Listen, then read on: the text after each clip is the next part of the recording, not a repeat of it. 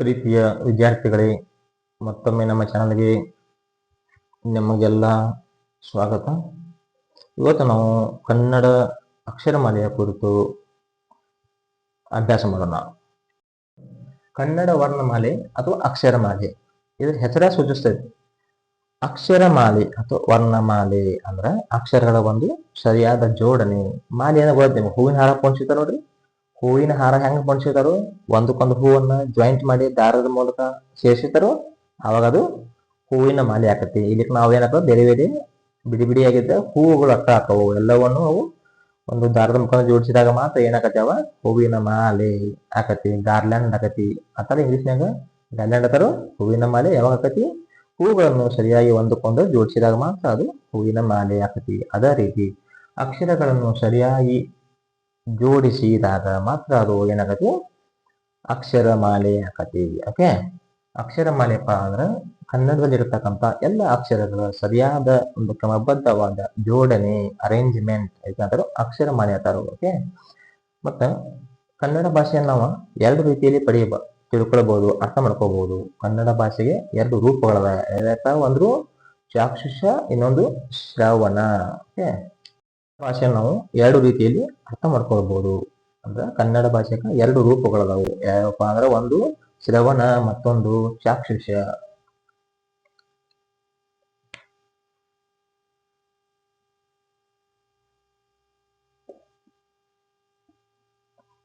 ಶ್ರವಣ ಮತ್ತೊಂದು ಚಾಕ್ಷುಷ.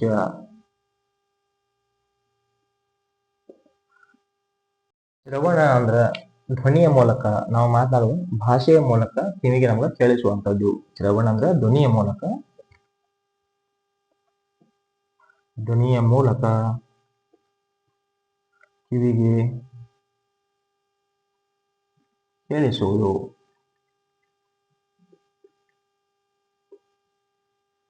ಇನ್ನು ಚಾಕ್ಷುಷ ಅಂದ್ರ ಒಂದು ಬರವಣಿಗೆಯ ಮೂಲಕ ನಾವು ಹೆಂಗ್ ರೀತಿ ಬರಿತೀವೋ ಆ ಮೂಲಕ, ಬರವಣಿಗೆಯ ಮೂಲಕ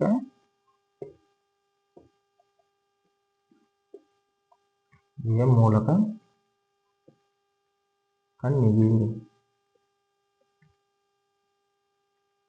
ಕಾಣಿಸುವುದು.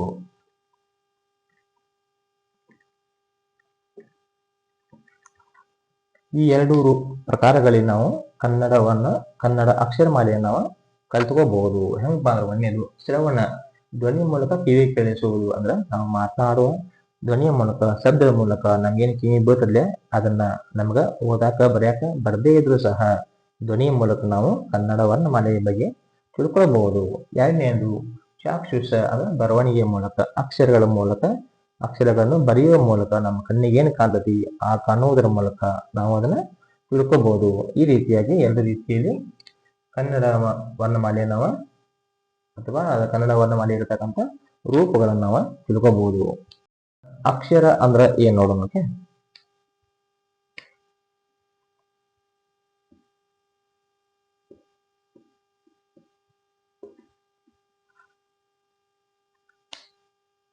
ಅಕ್ಷರಗಳು ಒಂದಾದ್ರೆ ಅಕ್ಷರ, ಬಾಳಿದ್ರೆ ಅಕ್ಷರಗಳು. ಏಕವಚನ, ಬಹುವಚನ. ಅಕ್ಷರ ಅಂದ್ರೆ ಭಾಷೆಯ ಅತ್ಯಂತ ಸಣ್ಣ ಘಟಕ. ಅಕ್ಷರ ಅಂದ್ರೆ ಏನ, ಭಾಷೆಯ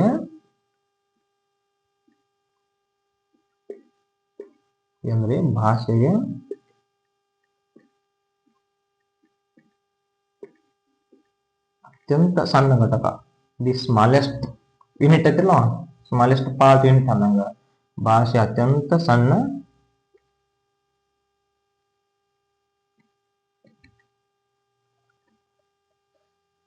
ಘಟಕ ಅಥವಾ ಒಂದು ಅಂಶ ಅಂತ ಕರಿತೀವಿ. ಇದು ಅಕ್ಷರ ನಾಶವಾಗಲಾರದಂಥದ್ದು. ಇದನ್ನ ನಾಶ ಮಾಡಕ್ ಬರಂಗಿಲ್ಲ. ಅಕ್ಷರ ಅಂದ್ರೆ ಭಾಷೆ ಅಂತ ಸಣ್ಣ ಘಟಕ, ಇದು ನಾಶ ಮಾಡಲು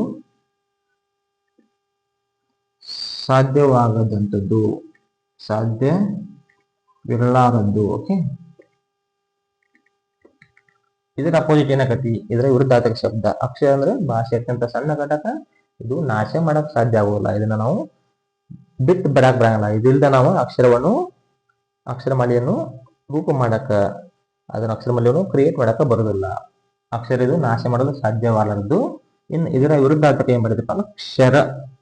ಅಕ್ಷರ ಇದು ವಿರುದ್ಧಾರ್ಥಕ. ಕ್ಷರ ಅಂದ್ರೆ ನಾಶ ಹೊಂದುವಂಥದ್ದು. ನಾಶ ಹೊಂದುವಂಥದ್ದು.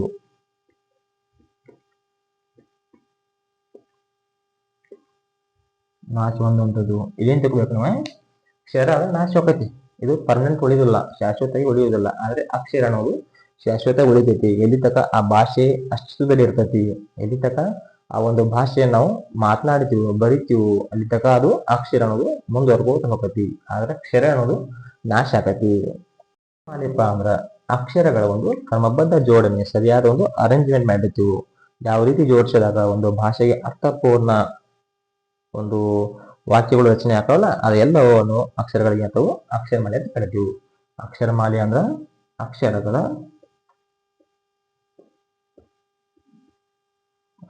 ಕ್ರಮಬದ್ಧ ಜೋಡಣೆ.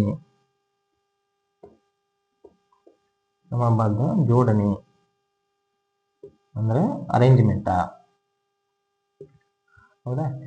ಈ ಒಂದು ಕ್ರಮಬದ್ಧ ಜೋಡಣೆ ಎಲ್ಲಿ ತನ ಏನಾಗತ್ತಪ್ಪ ಅಂದ್ರೆ ನಮ್ಗ ಆ ಒಂದು ಭಾಷೆಯನ್ನ ಮಾತನಾಡಕ, ಬರೆಯುವುದಕ್ಕ, ಅಭ್ಯಾಸ ಮಾಡಕ ಸಾಧ್ಯ ಆಗೋದಿಲ್ಲ.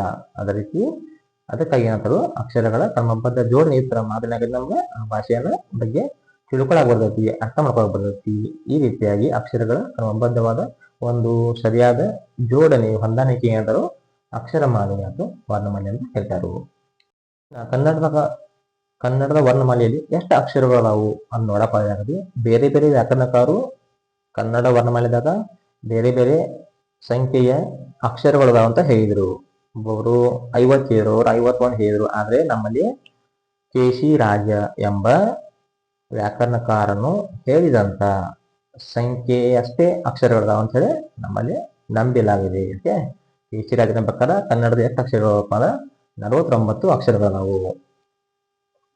ಟೋಟಲ್ ಎರಡದಾವು 49 ಅಕ್ಷರಗಳು ಅದಾವು. ಇದು ಯಾರ ಪ್ರಕಾರಪ್ಪ ಅಂದ್ರೆ ಕೇಶಿ ರಾಜ ಎಂಬ ವ್ಯಾಕರಣಕಾರ. ಈ ಒಂದ ಪುಸ್ತಕ ಬರೀತಾನ. ಯಾವ ಬರೀತಾನಪ್ಪ ಅಂದ್ರೆ ಶಬ್ದಮಣಿ ದರ್ಪಣ ಅಂತ ಹೇಳ ಪುಸ್ತಕ ಬರ್ದಾನ. ಯಾರ? ಶಬ್ದಮಣಿ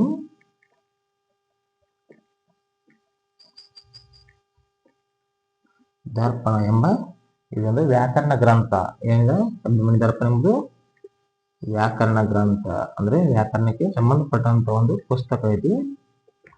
ಈ ಒಂದು ಪುಸ್ತಕದ ಏನ್ ಏನಪ್ಪ ಅಂದ್ರೆ ಕನ್ನಡದಾಗ 49 ಅಕ್ಷರಗಳದಾವು ಅಂತ ಹೇಳಿ ಉಲ್ಲೇಖ ಮಾಡ್ಯಾನು, ಬರದಾನು.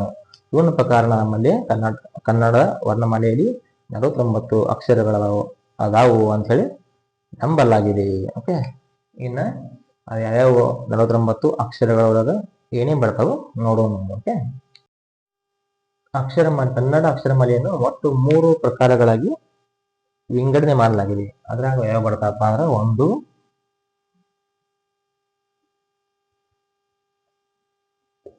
ಸ್ವರಗಳು. ಒಂದನೇದು ಸ್ವರಗಳು ಎರಡದಾವು, ಟೋಟಲ್ 13 ಅದಾವು. ಎರಡನೇದು ವ್ಯಂಜನಗಳು, ಟೋಟಲ್ ವ್ಯಂಜನ ಹಿಡಿದವು 34 ವ್ಯಂಜನ. ಇನ್ನು ಯೋಗವಾಹಗಳು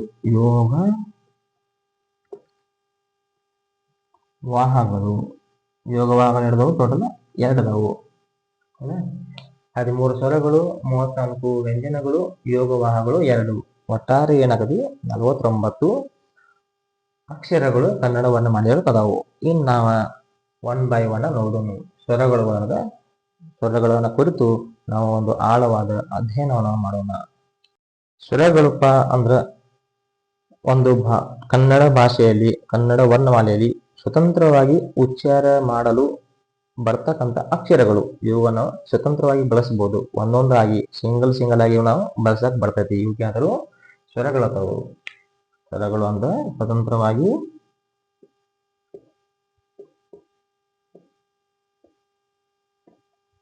ಉಚ್ಚರಿಸುವ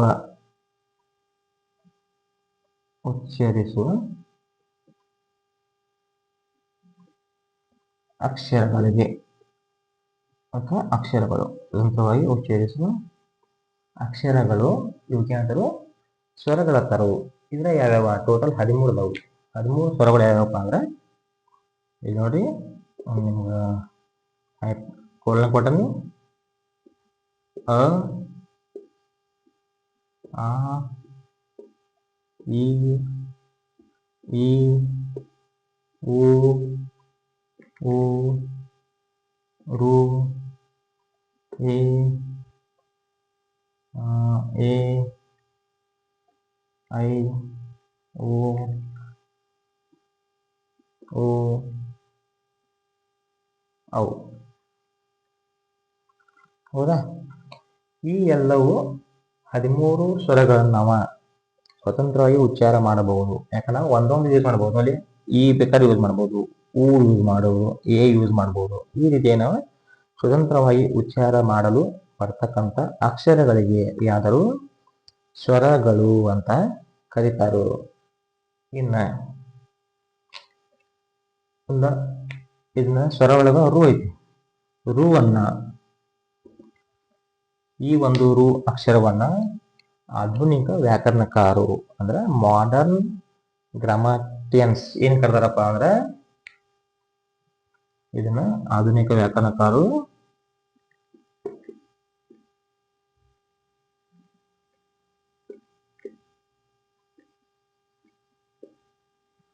ರುವನ್ನ ವ್ಯಂಜನ ಕರ್ದಾರು. ವ್ಯಂಜನ ಎಂದಿದ್ದಾರೆ. ಪೈರಾಜಿಂದ ಹಿಂದಿನಿಂದ ಕೆ.ಸಿ. ರಾಜನ ಪ್ರಕಾರ ಏನ್ ಬಂತು, ರುವನ್ನ ಸ್ವರ ಅಂತಾನೆ ತಿಳ್ಕೊಂಡಿದ್ರು. ಆದ್ರೆ ಈಗ ಆಧುನಿಕ ವ್ಯಾಕರಣಕಾರರು ಅಂದ್ರೆ ಕೆ.ಸಿ. ರಾಜನ ನಂತರದಲ್ಲಿ ಬಂದಂತ ವ್ಯಾಕರಣಕಾರ ಏನ್ ಕರೀತಾರಲ್ಲ, ರುವನ್ನ ವ್ಯಂಜನ ಅಂತ ಕರೆಯಾಕ್ತಾರು. ಸಂಧ್ಯಕ್ಷರಗಳು ನೋಡೋಣ. ಸಂಧ್ಯಕ್ಷರಗಳು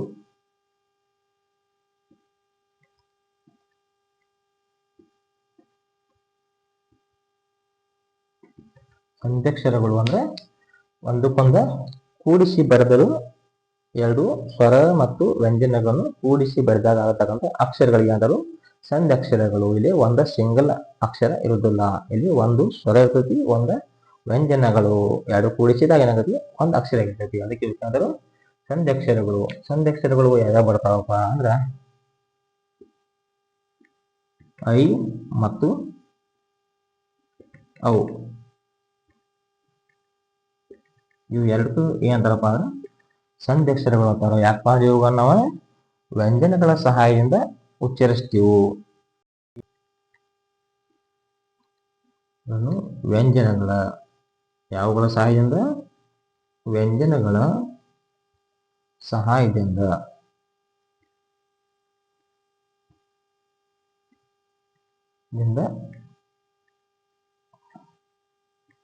ಉಚ್ಚರಿಸುತ್ತೇವೆ ಅಂದ್ರೆ ಪ್ರೊನೌನ್ಸ್ ಮಾಡ್ತೀವಿ, ಹೇಳ್ತೀವ.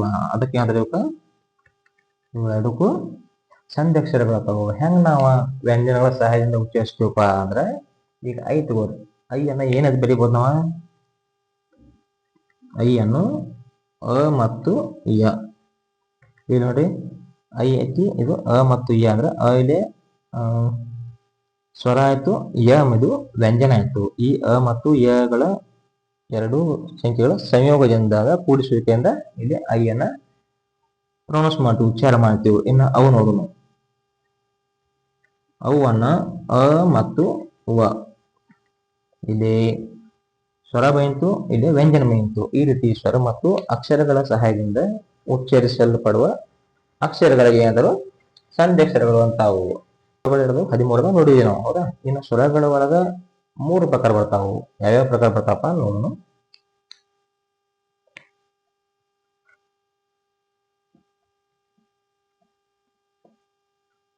ಸ್ವರಗಳೊಳಗ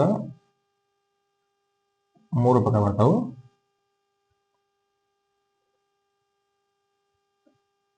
ಒಂದನೇದು ಹ್ರಸ್ವ ಸ್ವರ. ಹ್ರಸ್ವ ಸ್ವರ. ಎರಡನೇದು ದೀರ್ಘ ಸ್ವರ. ಮೂರನೇದು ಪ್ಲುತ ಸ್ವರ. ಪ್ಲುತ ಸ್ವರ. ಮೂರನೇದು ಪ್ಲುತ ಸ್ವರ. ಇನ್ನು ಹ್ರಸ್ವ ಸ್ವರ ಎದಕ್ಕತಾರು? ಹ್ರಸ್ವ ಸ್ವರ ಅಂದ್ರ ಒಂದು ಮಾತ್ರಾ ಕಾಲದಲ್ಲಿ ಉಚ್ಚರಿಸುವ ಸ್ವರಗಳಿಗೆ ಹ್ರಸ್ವ ಸ್ವರ ಅಂತಾರು. ಒಂದೇ ಮಾತ್ರಾ ಕಾಲಪ್ಪ ಅಂದ್ರ ಅದನ್ನು ಆ ಒಂದು ಸ್ವರವನ್ನು ಉಚ್ಚಾರ ಮಾಡಕ್ಕ ಅತ್ಯಂತ ಕಡಿಮೆ ಸಮಯ ಬೇಕಾಗತಿ. ಅದಕ್ಕೆ ಅಂತಾರು ಹ್ರಸ್ವ ಸ್ವರ. ಹ್ರಸ್ವ ಸ್ವರಗಳನ್ನ ಒಂದು ಮಾತ್ರಾ ಕಾಲದಲ್ಲಿ ಉಚ್ಚರಿಸ್ತೀವಿ. ಒಂದು ಮಾತ್ರಾ ಕಾಲದಲ್ಲಿ ಉಚ್ಚರಿಸುತ್ತೇವೆ. ಓಕೆ,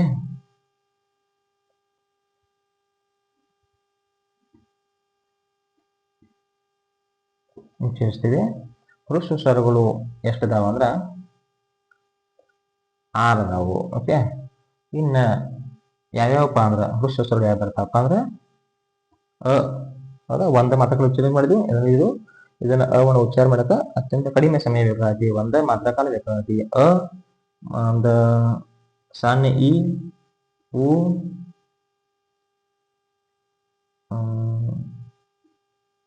ರು, ಎ, ಓ. ಹೌದಾ? ಅ, ಇ, ಉ, ರು, ಎ, ಓ ಇವೆಲ್ಲವೂ ಏನವ ಹ್ರಸ್ವ ಸ್ವರಗಳು. ಯಾಕಪ್ಪ ಅಂದ್ರೆ ಇವುಗಳನ್ನ ಉಚ್ಚಾರ ಮಾಡಕ್ ನಾವು ಒಂದ ಮಾತ್ರಾ ಕಾಲವನ್ನ ಅತ್ಯಂತ ಕಡಿಮೆ ಸಮಯ ನಾವು ತಗೊಳ್ಳೋದ್ರಿಂದ ಇವಕ್ಕ ಈ ಒಂದು 6 ಸ್ವರಗಳಿಗೆ ಹ್ರಸ್ವ ಸ್ವರ ಅಂತ ಕರೀತಾರು. ಇನ್ನು ದೀರ್ಘ ಸ್ವರ ಅಂದ್ರ ಇವುಗಳನ್ನ ಉಚ್ಚಾರ ಮಾಡಕ 2 ಮಾತ್ರಾ ಕಾಲ ಬೇಕಾಗತಿ. 2 ಮಾತ್ರಾ ಕಾಲ, 2 ಮಾತ್ರಾ ಕಾಲ ನಾವು ತಗೋತೀವಿ. ದೀರ್ಘ ಸ್ವರಗಳು ಎರಡದವಪ್ಪ ಅಂದ್ರ 7 ಅದಾವು. ಇವು ಯಾವ್ಯಾವ ಅಂದ್ರ ಆ, ಇ, ಉ,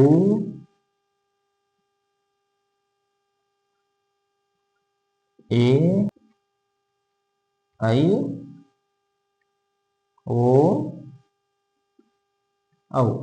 ಈ ರೀತಿಯಾಗಿ ಈ ಎಲ್ಲವೂ ಆ, ಇ, ಉ, ಎ, ಐ, ಓ ಈ ಒಂದು 7 ಸ್ವರಗಳನ್ನ ಉಚ್ಚಾರ ಮಾಡಕ್ ನಮಗ 2 ಮಾತ್ರಾ ಕಾಲ ಬೇಕಾಗತಿ. ಅಂದ್ರೆ ಈ ಒಂದು ಹ್ರಸ್ವ ಸ್ವರವನ್ನು ಉಚ್ಚಾರ ಮಾಡೋಕ್ಕಿಂತ ಸ್ವಲ್ಪ ಹೆಚ್ಚಿನ ಸಮಯ ನಾವು ಈ ಒಂದು ದೀರ್ಘ ಸ್ವರಗಳನ್ನು ಉಚ್ಚಾರ ಮಾಡಕ ತೆಗೆದುಕೊಳ್ಳುತ್ತೇವೆ. ಅಂದ್ರೆ 2 ಮಾತ್ರಾ ಕಾಲ ತೆಗೆದುಕೊಳ್ತೀವಿ. ಇನ್ನ ಪ್ಲುತ ಸ್ವರ ಅಂದ್ರ 3 ಮಾತ್ರಾ ಕಾಲ ನಮಗ ಬೇಕಾಗತಿ. 3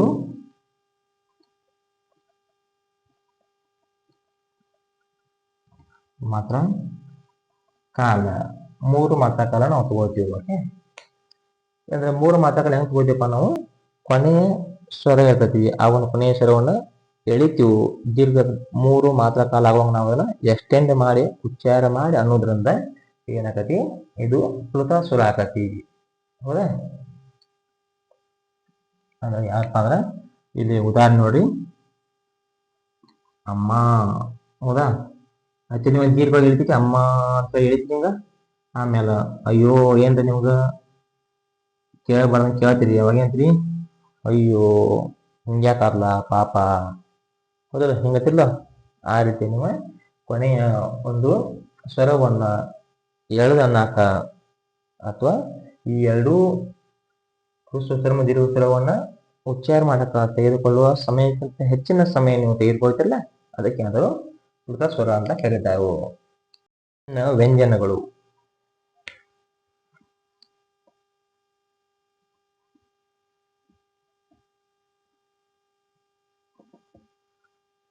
ವ್ಯಂಜನಗಳು ಇವುಗಳನ್ನ ನಾವು ಸ್ವರಗಳ ಹಾಗೆ ಸ್ವತಂತ್ರವಾಗಿ ಒಂದೊಂದ ಉಚ್ಚಾರ ಮಾಡಾಕ ಒಂದೊಂದಾಗಿ ಬಳಸಕ ಬರಂಗಿಲ್ಲ. ಇವು ಯಾವತ್ತೂ ವ್ಯಂಜನಗಳು ಸ್ವರಗಳ ಸಹಾಯದಿಂದ ಮಾತ್ರ ಉಚ್ಚಾರ ಆಕವು. ಸ್ವರಗಳ ಸಹಾಯದಿಂದ ಮಾತ್ರ ಇವು ಅಕ್ಷರ ಆಗಿ ಕನ್ವರ್ಟ್ ಆಕವು. ಓಕೆ, ವ್ಯಂಜನಗಳು ಅಂದ್ರ ಸ್ವರಗಳ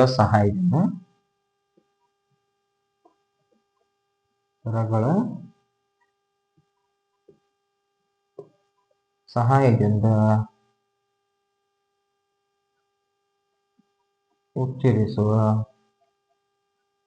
ಅಕ್ಷರಗಳು, ಉಚ್ಚರಿಸುವ ಅಥವಾ ಉಚ್ಚರಿಸಲ್ಪಡುವ ಅಕ್ಷರಗಳು. ಹೌದಾ? ಟೋಟಲ್ ಎರಡದಪ್ಪ ವ್ಯಂಜನಗಳು ಎರಡದವ. ಆಗಲೇ ಯಾವ್ದಾಯ್ತು ಓಡಿಯೋ ಅಲ್ಲಿ ನಿಮ್ಮ ಮುಂಚೆ ಹೇಳಿದಂಗೆ ಎರಡದವು ಟೋಟಲ್ ಅಕ್ಷರಗಳು. ಇವ ವ್ಯಂಜನಗಳು 34 ಅದಾವು. ಇನ್ನು ವ್ಯಂಜನಗಳಪ್ಪ ಅಂದ್ರೆ ಸ್ವರಗಳ ಸಹಾಯದಿಂದ ಉಚ್ಚರಿಸಲ್ಪಡುವ ಅಥವಾ ಉಚ್ಚರಿಸುವ ಅಕ್ಷರಗಳು. ಇವ ನಾವು ಸ್ವತಂತ್ರವಾಗಿ ಸ್ವರಗಳ ಹಂಗ ಬೇರೆ ಬೇರೆಯಾಗಿ ಉಚ್ಚಾರ ಮಾಡಕ್ಕೆ ಬರುದಿಲ್ಲ. ಇನ್ನು ವ್ಯಂಜನಗಳ ಒಳಗ ಎರಡು ಪ್ರಕಾರ ಬರ್ತಾವು, ವರ್ಗೀಯ ವ್ಯಂಜನಗಳು ಮತ್ತು ಅವರ್ಗೀಯ ವ್ಯಂಜನಗಳು. ಓಕೆ, ಇದರಲ್ಲಿ ಎರಡು ಪ್ರಕಾರಗಳು.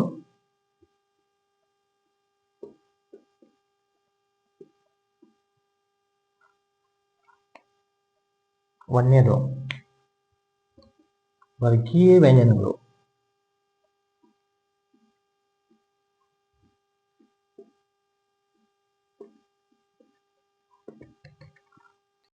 ವರ್ಗೀಯ ವ್ಯಂಜನಗಳು ಏನ್ ಮಾಡ್ತಾವಪ್ಪ ಅಂದ್ರೆ ಖದಿಂದ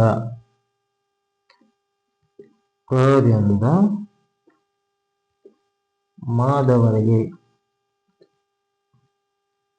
25 ಅಕ್ಷರಗಳು ಬರ್ತಾವೆ. ಒಟ್ಟ 25 ವ್ಯಂಜನಗಳು. ಓಕೆ, ಅಕ್ಷರಗಳು.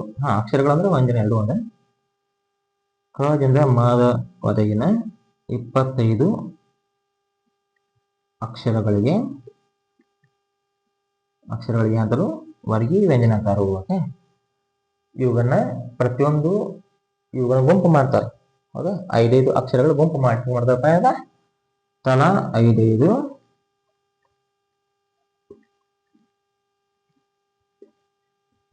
ತಲಾ 5 ಅಕ್ಷರಗಳ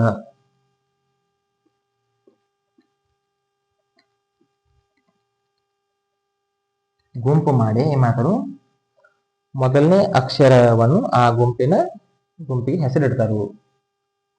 ತಲಾ 5 ಅಕ್ಷರಗಳ ಗುಂಪು ಇರ್ತಾವು. ಒಟ್ಟು 5 ಗುಂಪು ಇರ್ತಾವು. ಟೋಟಲ್ ಏಟಾಗತಿ 25 ಅಕ್ಷರಗಳಾಗ್ತಾವು ಕದಿಂದ ಮಾದವರೆಗೆ. ಓಕೆ, ಮೊದಲನೇ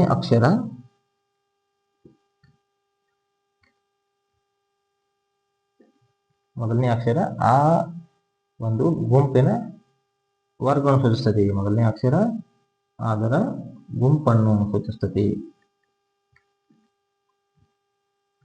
ಗುಂಪನ್ನು ಅಥವಾ ವರ್ಗವನ್ನು ಸೂಚಿಸುತ್ತದೆ. ಮೊದಲನೇ ವರ್ಗ ಯಾವ್ದು? ಮೊದಲನೇ ವರ್ಗ ಕ ತೇನಿ, ಕ ದಿಂದ ಬರ್ತೀವಿ. ಕ ವರ್ಗ ಅಂದ್ರೆ ಏನ್ ಬರ್ತಾವಪ್ಪ? ಕ ವರ್ಗನ್ಯಾಗ ಏನ್ ಬರ್ತಾವು? ಕ, ಘ,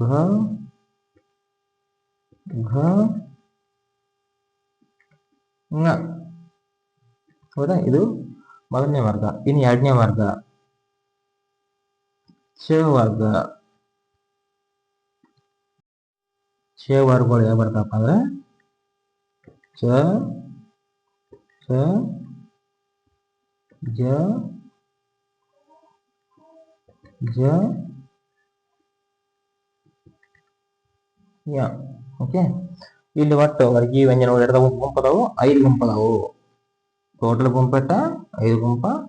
ಪ್ರತಿಯೊಂದು ಗುಂಪು ಮೊದಲನೇ ಅಕ್ಷರದಿಂದ ಸೂಚಿಸಲ್ಪಡುತ್ತದೆ. ಓಕೆ, ಕ ವರ್ಗ, ಚ ವರ್ಗ, ಇನ್ನು ಟ ವರ್ಗ.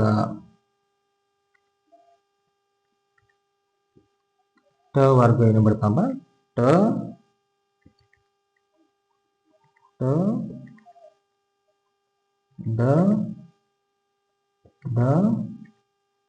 ನ. ಇನ್ನು ತ ವರ್ಗ. ತ ವರ್ಗ ತ,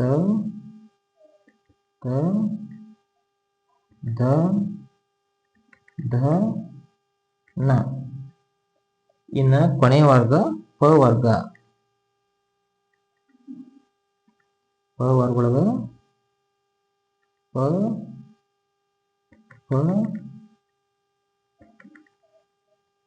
ಬ,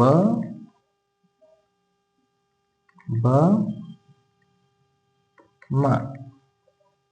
ಈ ರೀತಿಯಾಗಿ ವರ್ಗೀಯ ವ್ಯಂಜನಗಳೊಳಗ 5 ವರ್ಗಗಳು ಬರ್ತಾವು. ಆ ವರ್ಗದಾಗ ಪ್ರತಿಯೊಂದು ವರ್ಗದಾಗ 5 ವ್ಯಂಜನಗಳು ಇರ್ತಾವು. ಮತ್ತೆ ಆ ಒಂದು ಪ್ರತಿಯೊಂದು ವರ್ಗ ಮೊದಲನೇ ಅಕ್ಷರದಿಂದ ಸೂಚಿಸಲ್ಪಡ್ತತಿ. ಟೋಟಲ್ 25 ವರ್ಗೀಯ ವ್ಯಂಜನಗಳು ಇಲ್ಲಿ ಅದಾವು. ಇನ್ನು ನೋಡ್ರಿ, ವರ್ಗೀಯ ವ್ಯಂಜನ ಒಳಗ 3 ಪ್ರಕಾರ ಬರ್ತಾವು. ಯಾವ್ಯಾವ ನೋಡುನು? ವರ್ಗೀಯ ವ್ಯಂಜನಗಳು ಇರ್ತದವು 3 ಪ್ರಕಾರಗಳು. ಅದ್ರಾಗ ಒಂದೇದು ಅಲ್ಪ ಪ್ರಾಣ.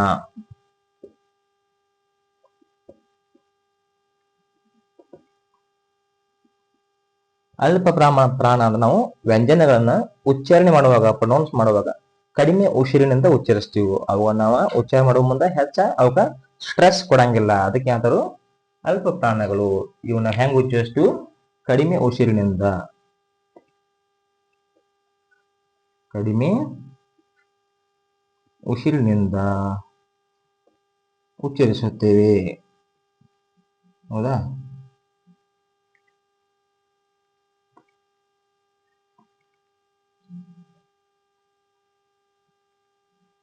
ಇವು ವರ್ಗದ ವ್ಯಂಜನೊಳಗ, ವರ್ಗೀಯ ವ್ಯಂಜನೊಳಗ ಟೋಟಲ್ 5 ವರ್ಗ ಅದಾವು. ಆ ಪ್ರತಿಯೊಂದು ವರ್ಗದ ಮೊದಲನೇ ಮತ್ತು ಮೂರನೇ ಅಕ್ಷರಗಳು ಬರ್ತಾವಲ್ಲ, ಅವೆಲ್ಲವೂ ಏನ್ ಬರ್ತಾವು?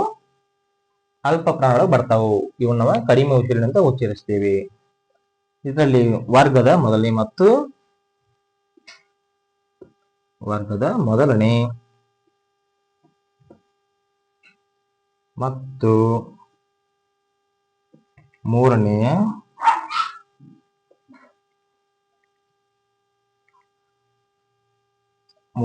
ಅಕ್ಷರಗಳು ಏನಾಗತ್ತವು? ಅಕ್ಷರಗಳು ವರ್ಗೀಯ ವ್ಯಂಜನ ಒಳಗಿರ್ತಾವು. ಇವು ಯಾವ್ಯಾವ ಅದ? ಟೋಟಲ್ 10 ಅದಾವು. ಟೋಟಲ್ 10 ಅದಾವು. ಇವು ಯಾವ್ಯಾವಪ್ಪ ಅಂದ್ರೆ ಕ, ಗ, ಚ, ಚ, ಟ, ಡ, ತ, ದ, ಪ, ಬ. ಈ ರೀತಿಯಾಗಿ ಇವು 10 ಅಕ್ಷರಗಳು ಅಂದ್ರೆ ವರ್ಗದ ಮೊದಲನೇ ಮತ್ತು ಮೂರನೇ ಅಕ್ಷರಗಳಿಗೆ ನಾವು ಏನಂತ ಅಲ್ಪ ಪ್ರಾಣ ಅಂತೀವಿ. ಯಾಕಂದ್ರೆ ಇವನ್ನ ನಾವು ಉಚ್ಚಾರ ಮಾಡಿ ಮುಂದೆ ಕಡಿಮೆ ಉಸಿರನ್ನ ಉಪಯೋಗಿಸ್ತೀವಿ. ಅವಾಗ ನಾವು ಹೆಚ್ಚ ಸ್ಟ್ರೆಸ್ ಅನ್ನ ಕೊಡುವುದಿಲ್ಲ, ಅದಕ್ಕೆ ಅಂದರು ಅಲ್ಪ ಪ್ರಾಣಗಳು. ಒಟ್ಟು 10 ಅದಾವು. ಎರಡನೇ ಪ್ರಕಾರ ಮಹಾಪ್ರಾಣ. ಮಹಾಪ್ರಾಣಪ್ಪ ಅಂದ್ರೆ ಈ ಒಂದು ನಾವು ವ್ಯಂಜನಗಳನ್ನ ಉಚ್ಚಾರ ಮಾಡುವ ಮುಂದೆ ಹೆಚ್ಚು ಉಸಿರನ್ನ ತಗೋತೀವಿ. ಅವಕ್ಕ ಹೆಚ್ಚು ಒತ್ತು ಕೊಟ್ಟ, ಸ್ಟ್ರೆಸ್ ಕೊಟ್ಟ ಉಚ್ಚಾರ ಮಾಡ್ತೀವಿ. ಮಹಾಪ್ರಾಣಗಳಪ್ಪ ಅಂದ್ರೆ ಹೆಚ್ಚು ಉಸಿರಿನಿಂದ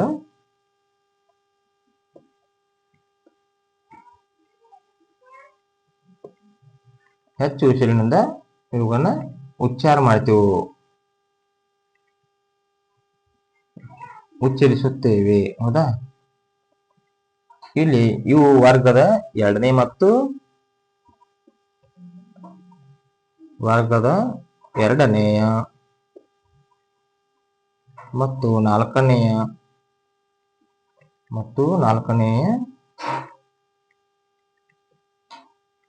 ವ್ಯಂಜನಗಳಿರ್ತಾವ.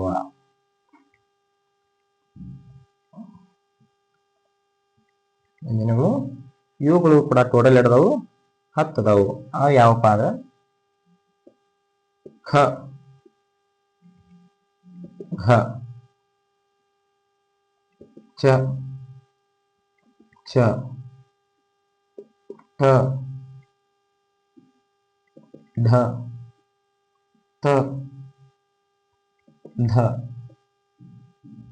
ಫ, ಭ.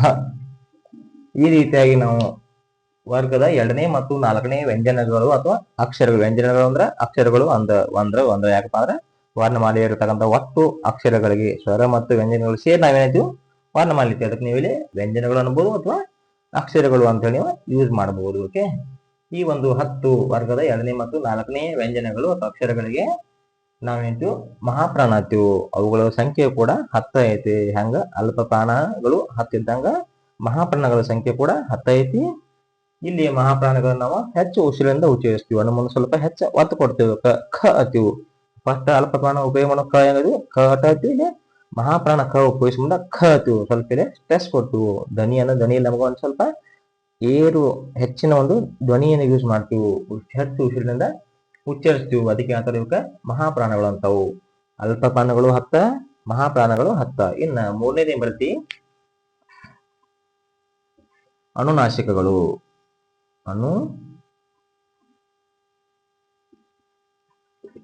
ಅನುನಾಸಿಕಗಳು ಅಂದ್ರೆ ಇವಾಗ ನಾವು ಮೂಗಿನ ಸಹಾಯದಿಂದ ಉಚ್ಚಾರ ಮಾಡ್ತೀವಿ. ಇವಾಗ ನಾವು ಉಚ್ಚಾರ ಮಾಡುವ ಏನು ಉಪಯೋಗಿಸ್ತೀವಿ? ಮೂಗನ್ನು ಉಪಯೋಗಿಸ್ತೀವಿ. ಮೂಗಿನ ಸಹಾಯದಿಂದ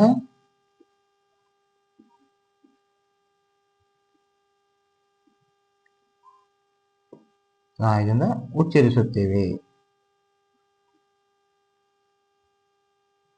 ಇವಕ್ಕಾದರೂ ಅನುನಾಸಿಕಗಳು. ಇವುಗಳ ಸಂಖ್ಯೆ ಇಟ್ಟಿರ್ತಾವು. ಇವು ವರ್ಗದ ಕೊನೆಯ ಅಕ್ಷರಗಳು ಬರ್ತಾವು. ವರ್ಗದ ಕೊನೆಯ ವ್ಯಂಜನ ಅಥವಾ ಅಕ್ಷರಗಳು ಏನಾಗಿರ್ತಾವು? ಅನುನಾಸಿಕಗಳು ಆಗಿರ್ತಾವು. ವರ್ಗದ ಕೊನೆಯ ವ್ಯಂಜನಗಳು ಏನದಲ್ಲ ಅವೆಲ್ಲವೂ ಏನಾಗ್ತಾವು?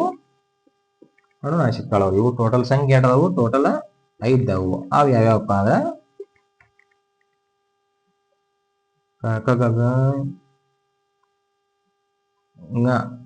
ಹೌದಾ? ಒಂದು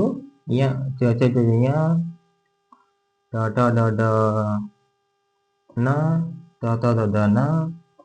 ಪ ಬ ಬ ಮ ಈ ರೀತಿ ಅವು ಕೊನೆಯ ಂಗ ಯ ನ ನ ಮ ಇವು ವರ್ಗದ ಕೊನೆಯ ವ್ಯಂಜನಗಳು ಅಥವಾ ಅಕ್ಷರಗಳು ಇರ್ತಾವೆ. ಇವು ನಾವು ಉಚ್ಚಾರ ಮಾಡಕ ಮೂಗಿನ ಸಹಾಯ ಸ್ವಲ್ಪ ನಾವು ಉಚ್ಚಾರ ಮಾಡಿ ನೋಡ್ರಿ ನಿಮ್ಗೆ ಗೊತ್ತಾಗತ್ತವ. ಮೂಗಿನ ಸಹಾಯದಿಂದ ಉಚ್ಚಾರ ಆಕವು. ಅದಕ್ಕೆ ಯಾವ್ದಾರ ಅವುಗಳಿಗೆ ಅನುನಾಸಿಕಗಳು ಅಂತ ಹೇಳ್ತಾರು. ಈ ರೀತಿಯಾಗಿ ವರ್ಗೀಯ ವ್ಯಂಜನದಲ್ಲಿ ಅಲ್ಪ ಪ್ರಾಣ ಮತ್ತು ಅವನ್ನು ಉಚ್ಚಾರ ಮಾಡಕ ನಾವೇನ್ ಮಾಡ್ತೀವಿ? ಕಡಿಮೆ ಉಸಿರನ್ನು ಉಪಯೋಗಿಸ್ತೀವಿ. ಮಹಾಪ್ರಾಣಗಳು ಕೂಡ 10 ಇರ್ತಾವು. ಅವುಗಳನ್ನು ಸಹ ಉಚ್ಚಾರ ಮಾಡಕ್ ನಾವು ಹೆಚ್ಚು ಉಸಿರಿನಿಂದ ಅವನ್ನು ಉಚ್ಚಾರ ಮಾಡ್ತೀವಿ ಮಹಾಪ್ರಾಣಗಳನ್ನ. ಇನ್ನು ಅನುನಾಸಿಕಗಳನ್ನು ಉಚ್ಚಾರ ಮಾಡಕ್ ನಾವು ಮೂಗನ ಸಹಾಯವಾಗಿ ಪಡಿತೀವಿ. ಇವು 5 ಇರ್ತಾವು. ಒಟ್ಟು ಈ ರೀತಿಯಾಗಿ ವರ್ಗೀಯ ವ್ಯಂಜನಗಳಲ್ಲಿ ನಾವು ವಿಭಾಗವನ್ನು ಮಾಡಬಹುದು. ಮಹಾಪ್ರಾಣ, ಅಲ್ಪ ಪ್ರಾಣ ಮತ್ತು ಅನುನಾಸಿಕಗಳು ಅಂತ ಹೇಳಿ ವರ್ಗೀಯ ವ್ಯಂಜನಗಳಾಗ 3 ಪ್ರಕಾರಗಳು ಬರ್ತಾವು. ವ್ಯಂಜನಗಳು ಆದ್ಮೇಲೆ ಇನ್ನೇನ್ ಬರುತ್ತೆ? ಅವರ್ಗೀಯ ವ್ಯಂಜನಗಳು. ಇವು ಅವರ್ಗೀಯ ಎದಕದಾರಪ್ಪ ಅಂದ್ರೆ ಇವುಗಳನ್ನ ಅಲ್ಪ ಪ್ರಾಣ, ಮಹಾಪ್ರಾಣ ಮತ್ತು ಅನುನಾಸಿಕಗಳು ಎಂಬಂತೆ ವಿಂಗಡಣೆ ಮಾಡಲು, ಪ್ರಕಾರಗಳಾಗಿ ವಿಭಜನೆ ಮಾಡಲು ಬರುವುದಿಲ್ಲ. ಓಕೆ, ವರ್ಗೀಯ ವ್ಯಂಜನಗಳು ನಾವು 3 ಪ್ರಕಾರ ಮಾಡಿದೆವು. ಅಲ್ಪ ಪ್ರಾಣ, ಮಹಾಪ್ರಾಣ ಮತ್ತು ಅನುನಾಸಿಕಗಳು ಅಂತೇಳಿ 3 ಪ್ರಕಾರ ಮಾಡಿದೆವು. ಹೌದಾ? ಆದ್ರೆ ಈ ಅವರ್ಗೀಯ ವ್ಯಂಜನಗಳನ್ನ ಅದರಂಗ ವರ್ಗೀಯ ವ್ಯಂಜನಗಳ ರೀತಿಯಲ್ಲಿ ನಾವು ವರ್ಗ ಮಾಡಕ ಬರುವುದಿಲ್ಲ. ಇವುಗಳಿಗೆ ಅವರ್ಗೀಯ ವ್ಯಂಜನಗಳು ಅಥವಾ ಇವುಗಳನ್ನು ವರ್ಗ ಮಾಡಲು ಬರುವುದಿಲ್ಲ. ಇವುಗಳನ್ನು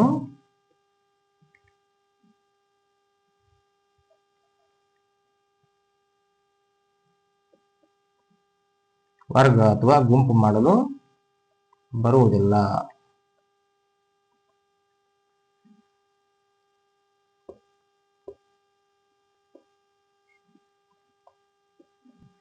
ಇವ ಟೋಟಲ್ ಸಂಖ್ಯೆ ಇರ್ತಾವು 9 ಅವು. ಅವು ಯಾವ್ಯಾವಪ್ಪ ಅಂದ್ರೆ ಯ ರ ಲ ವ ಶ ಶ ಸ ಹ ಳ 1 2 3 4 5 6 7 8 9 ಯ ಹಿಡ್ಕೊಂಡ ಳ ಮಠ 9 ಅವರ್ಗೀಯ ವ್ಯಂಜನಗಳದಾವು. ಕ್ಷಜ್ಞ ಇಲ್ಲಿ ಕನ್ಸಿಡರ್ ಮಾಡಂಗಿಲ್ಲ. ಹೌದಾ? ಕ್ಷಜ್ಞ ಇವುಗಳನ್ನ ಅಕ್ಷರ ಮಾಲೆ ಒಳಗ ಕನ್ಸಿಡರ್ ಮಾಡಿಲ್ಲ. ಇವ ಬಿಟ್ಟ ಇವ ಅವರ್ಗೀಯ ವ್ಯಂಜನಗಳು ಯ ಹಿಡ್ಕೊಂಡ ಳ ಮಠ 9 ಅವು. ಇವುಗಳನ್ನ ನಾವು ವರ್ಗ ಮಾಡಕ್ ಬರುದಿಲ್ಲ. ಆದ್ದರಿಂದ ಇವು ಏನಾದ್ರು ಅವರ್ಗೀಯ ವ್ಯಂಜನಗಳು ಅಂತ ಹೇಳ್ತಾರು. ಯೋಗವಾಹಗಳು. ಯೋಗವಾಹಗಳು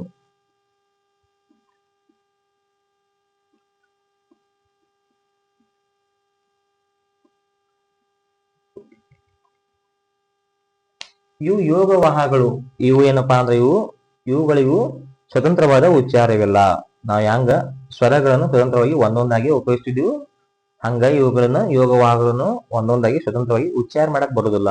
ಇವು ಯಾವ್ದಾದ್ರು ಒಂದು ಅಕ್ಷರ ಜೋಡಿನ ಅಷ್ಟ ಉಪಯೋಗ ಆಕ್ಕವು. ಸಿಂಗಲ್ ಆಗಿ ಉಪಯೋಗಿಸ ಬರಂಗಿಲ್ಲ. ವ್ಯಂಜನಗಳನ್ನು ಸಹ ಸಿಂಗಲ್ ಆಗಿ ಉಪಯೋಗಿಸ ಬರಂಗಿಲ್ಲ. ವ್ಯಂಜನಗಳು ಸಹ ಸ್ವರಗಳ ಜೋಡಿ ಕೂಡಿದಾಗ ಯಾಕವು ಒಂದು ಅಕ್ಷರ ಆಗಿರ್ತೈತಿ. ಹೌದಾ? ಹಂಗ ಇವುಗಳನ್ನು ಸಹ ಸ್ವತಂತ್ರವಾಗಿ ಉಚ್ಚಾರ ಮಾಡಕ್ ಬರುದಿಲ್ಲ. ಇವು ಯಾವ್ದಾದ್ರು ಒಂದು ಅಕ್ಷರದ ಸಂಬಂಧದೊಂದಿಗೆ ಅಕ್ಷರದೊಂದಿಗೆ ಮಾತ್ರ ಇವು ಉಚ್ಚಾರ ಮಾಡಲ್ಪಡುತ್ತವೆ. ಒಂದು ಅಕ್ಷರದೊಂದಿಗೆ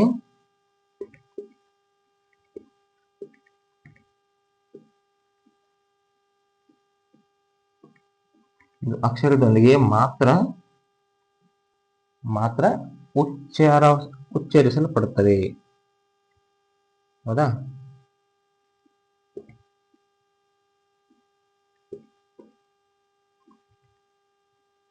ಇವು ನಾವು ಸ್ವತಂತ್ರವಾಗಿ ಒಂದೊಂದ ಸ್ವರಗಳಂಗ ಉಪಯೋಗಿಸಕ್ ಬರುವುದಿಲ್ಲ. ಇಲ್ಲಿ ನೋಡಿ, ಯೋಗ ವಾಹಗಳು ಅಂದ್ರೆ ಇಲ್ಲಿ ಎರಡು ಶಬ್ದಗಳನ್ನು ಕೂಡಿಸಿ ಯೋಗ ವಾಹಗಳು ಅಂತ ಮಾಡ್ಯಾರು. ಯೋಗ ಅಂದ್ರೆ ಏನ್ ನೋಡ್ರಿ, ಯೋಗ ಅಂದರೆ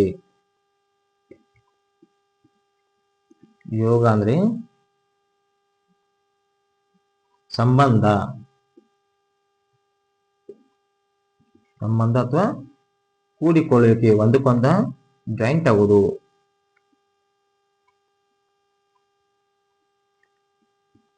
ಕೂಡಿಕೊಳ್ಳುವಿಕೆ ಅಂದ್ರೆ ಇದು ಈ ಯೋಗ ಸಂಬಂಧ ಕೂಡಿಕೊಳ್ಳುವಿಕೆ ಏನ್ ಸೂಚಿಸ್ತೈತಪ್ಪ ಅಂದ್ರೆ ಈ ಯೋಗ ವಾಹಗಳು ಅಕ್ಷರದೊಂದಿಗೆ ಸಂಬಂಧ ಹೊಂದಿರ್ತಾವು. ಹೌದಾ? ಸ್ವತಂತ್ರವಾಗಿ ಉಚ್ಚಾರ ಆಗುವುದಿಲ್ಲ. ಯೋಗ ಅಂದ್ರೆ ಸಂಬಂಧ ಕೂಡಿಕೊಳ್ಳುವಿಕೆ. ವಾಹ ಎಂದರೆ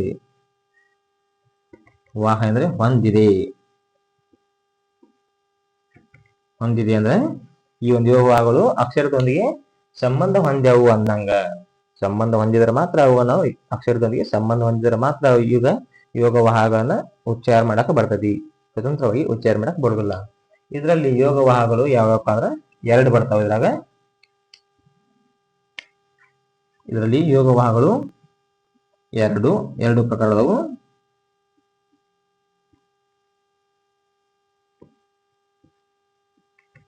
ಒಂದನೇದಕ್ಕೆ ಏನಂತಾರ ಅಂದ್ರ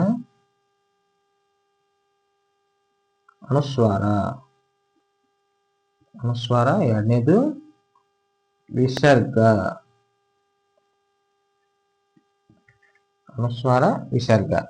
ಓಕೆ. ಅನುಸ್ವಾರ ಅಂದ್ರ ಒಂದು ಅಕ್ಷರ ಮುಂದ ಪೂಜೆ ಬೈತಂತ ಅಮ್ಮ ಬರಿತಿರ ಮುಂದ ಅಮ್ಮ ಬರೆದ ಕೊಲೆ ಮುಂದೆ ಒಂದ ಪೂಜೆ ಕೊಡ್ತೀರಿ, ಅದು ಅನುಸ್ವಾರ. ಅಮ್ಮ ಬರೆದ ಮುಂದ ಪೂಜೆ ಕೊಟ್ರ ಅನುಸ್ವಾರ. ಇದಕ್ಕೆ ಉದಾಹರಣೆ ನೋಡ್ರಿ, ರೆಂಬೆ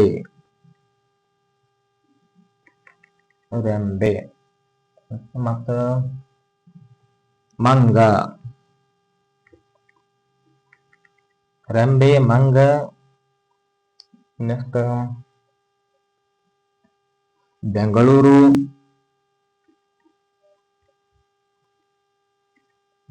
ಮುಂತಾದವು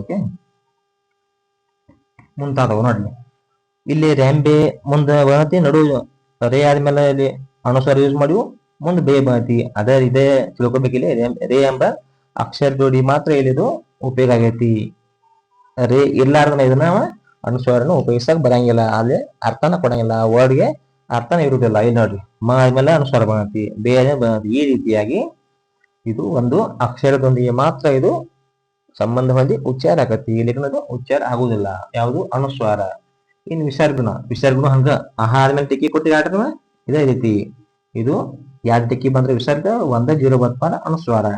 ಇಲ್ಲಿ ನೋಡ್ರಿ, ಇದಕ್ಕೆ ಏನ್ ಬರ್ತಾವ? ಉದಾಹರಣೆ ಬರ್ತಪ್ಪ, ದುಃಖ. ಹೌದಲ್ಲ? ದುಃಖ ಅದ ಒಂದು ಶೋಕ.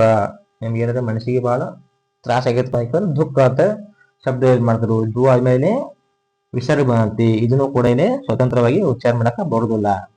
ಅದೇ ರೀತಿ ಅಂತಃಕರಣ.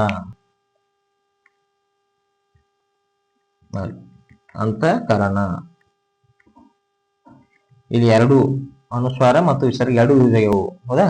ಈ ರೀತಿಯಾಗಿ ನೀವು ಯೋಗ ವಾಹನ ಅಕ್ಷರದೊಂದಿಗೆ ನಾವು ಉಚ್ಚಾರ ಮಾಡಬಹುದು. ಅದೇ ರೀತಿ ಯೋಗ ವಾಹಗಳಿಗೆ ಇನ್ನೊಂದು ಹೆಸರೈತಿ. ಇದಕ್ಕೆ ಅಂತಾರು ಕ್ಲೀಬ ವರ್ಣಗಳು ಅಂತಾರು. ಕ್ಲೀಬ ವರ್ಣಗಳು.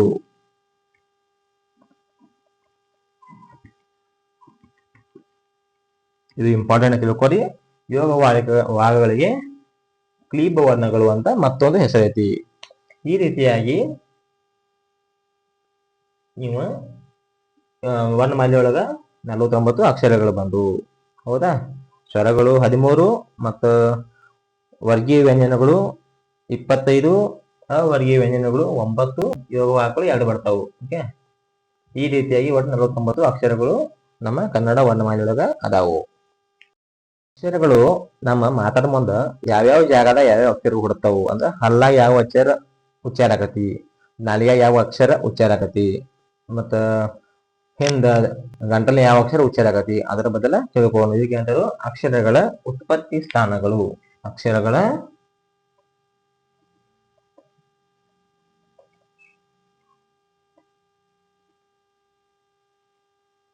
ಉತ್ಪತ್ತಿ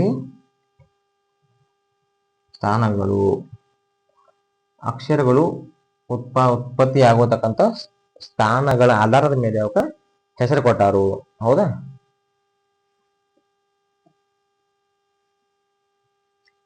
ಇಲ್ಲಿ ಒಂದೇದು ಏನ್ ಬರ್ತೈತಿ, ಕಂಠದಲ್ಲಿ ಹುಟ್ಟುತ್ತಾವು. ಕಂಠ ಬದ ಹಿಂದ ಗಂಟಲಿನಾಗ ಕಂಠದಲ್ಲಿ ಹುಟ್ಟುವ ಅಕ್ಷರಗಳು. ಕಂಠದಲ್ಲಿ ಹುಟ್ಟುವ ಅಕ್ಷರಗಳು ಏನಾಗ್ತವಕ್ಕ, ಇವಕ್ಕೆ ಏನ್ ಕರಿತಾರಪ್ಪ ಅಂದ್ರೆ ಕಂಠವ್ಯ ಅಂತಾರು. ಕಂಠದಲ್ಲಿ ಹುಟ್ಟುವ ಅಕ್ಷರಗಳು ಇವಕ್ಕ ಕಂಠವ್ಯ. ಯಾವ್ಯಾವ ಬರ್ತಾವಪ್ಪ ಅಂದ್ರೆ ಇದ್ರಾಗ ಅ, ಆ, ಕ ವರ್ಗ,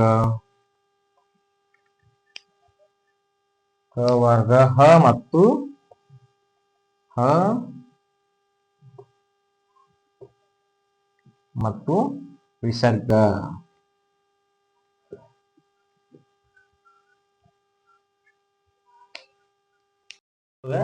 ಕಂಠದಲ್ಲಿ ಹುಟ್ಟುವ ಅಕ್ಷರಗಳು. ಕಂಠ ನೋಡಿ ಹಿಂದ್ ನಮ್ ಕಂಠ ಐತಿ, ಧ್ವನಿ ಉಚ್ಚಾರವಾಗತಕ್ಕಂತ ಒಂದು ಸ್ಥಳ ಕಂಠ ಹತ್ತಿವು. ಆ ಕಂಠದಲ್ಲಿ ಹುಟ್ಟುವ ಅಕ್ಷರಗಳಿಗೆ ಅಥವಾ ಕಂಠವೇ ಹತ್ತಿವು.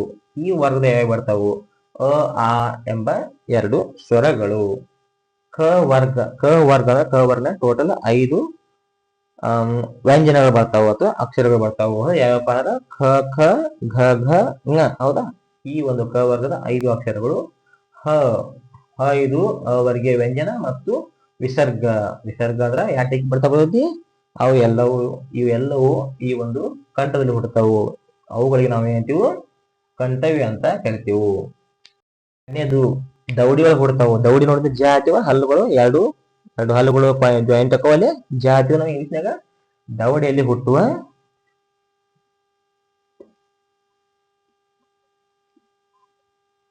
ದೌಡಿಯಲ್ಲಿ ಹುಟ್ಟುವ ವರ್ಣಗಳು ಅಥವಾ ಅಕ್ಷರಗಳು ಅಂತ ನಾವು ಅವಕ್ಕ ತಾಲವ್ಯ ಅಂತ ಹೆಸರು ಕೊಡ್ತಾರು.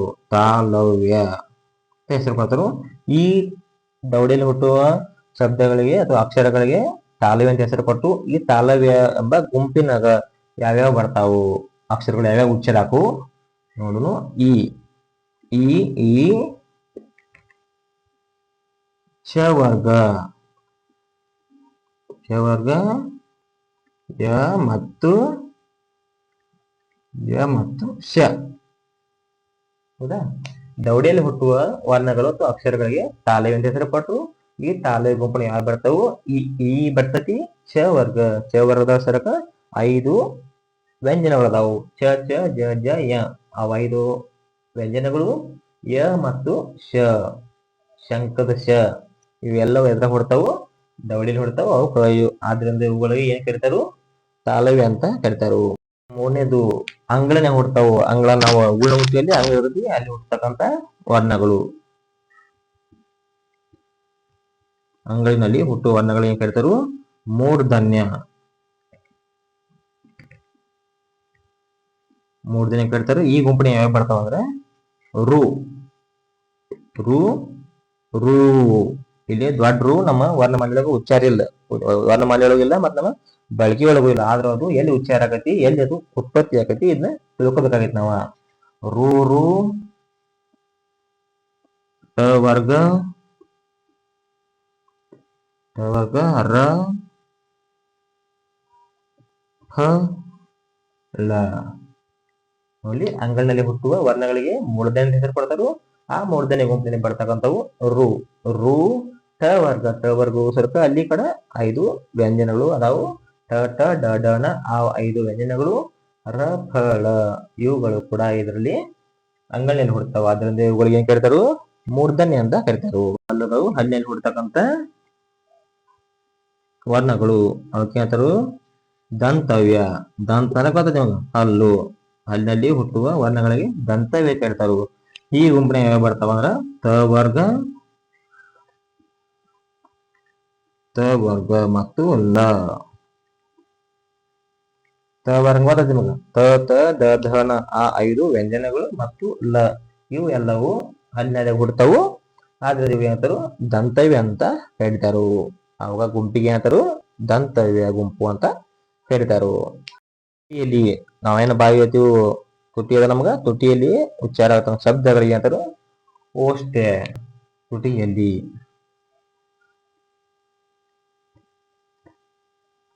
ತುಟಿಯಲ್ಲಿ ಉಚ್ಚಾರವಾಗುವ ವರ್ಣಗಳ ಗುಂಪಿಗೆ ಅಂತಾರು ಓಷ್ಠ್ಯ. ಅಂತ ಹೇಳ್ತಾರು. ಇಲ್ಲಿ ಯಾವ ಬರ್ತಾವಪ್ಪ ಅಂದ್ರ ಉ ಊ ಮತ್ತು ಪ ವರ್ಗ. ಉಚ್ಚಾರ ಮಾಡಿ ನೋಡ್ರಿ ಏನ್ರಿ. ಪ ವರ್ಗ ಅಂದ್ರ ಪ ಪ ಬ ಭ ಮ ಎಲ್ಲಾ ತುಟಿ ಜಾಯಿಂಟ್ ಆಗಿ ಉಚ್ಚಾರ ಆಕ್ಕವು. ಈ ರೀತಿ ಪ ವರ್ಗ ಉ ನೋಡಿ ಉಚ್ಚಾರ ಹೆಂಗ ನಾವು ಬಾಯಿ ತುಟಿಗಳು ಆಡಲಾಕವು, ಗ್ರೌಂಡ್ ಆಕವು. ಅದೇ ರೀತಿ ಉ ಮತ್ತು ಪ ವರ್ಗ ಇವುಗಳು ತುಟಿಯಲ್ಲಿ ಉಚ್ಚಾರವಾಗುವುದರಿಂದ ಈ ಒಂದು ವರ್ಣಗಳ ಗುಂಪಿಗೆ ಅಂತಲೂ ಓಷ್ಠ್ಯ ಅಂತ.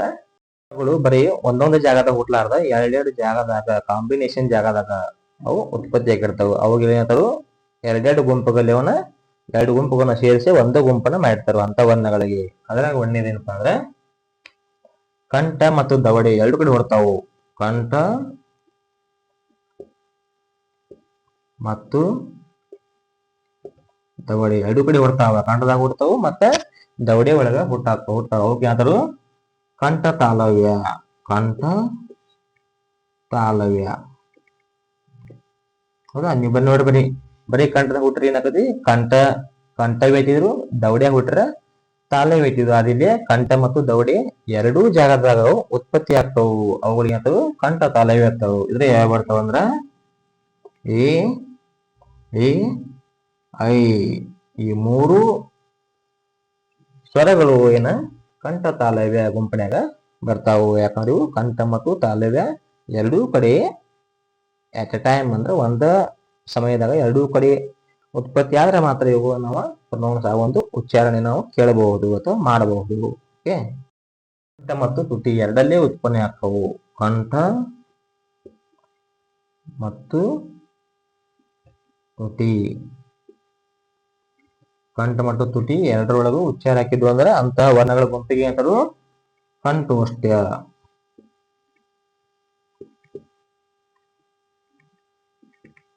ಅಂತ ಈ ಗುಂಪಿನ ಯಾವ ಬರ್ತಾವ ಅಂದ್ರ ಓ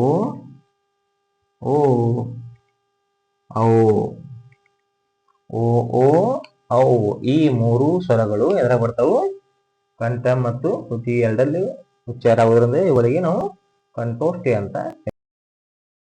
ಮತ್ತು ದವಡೆಯಲ್ಲಿ ದಂತ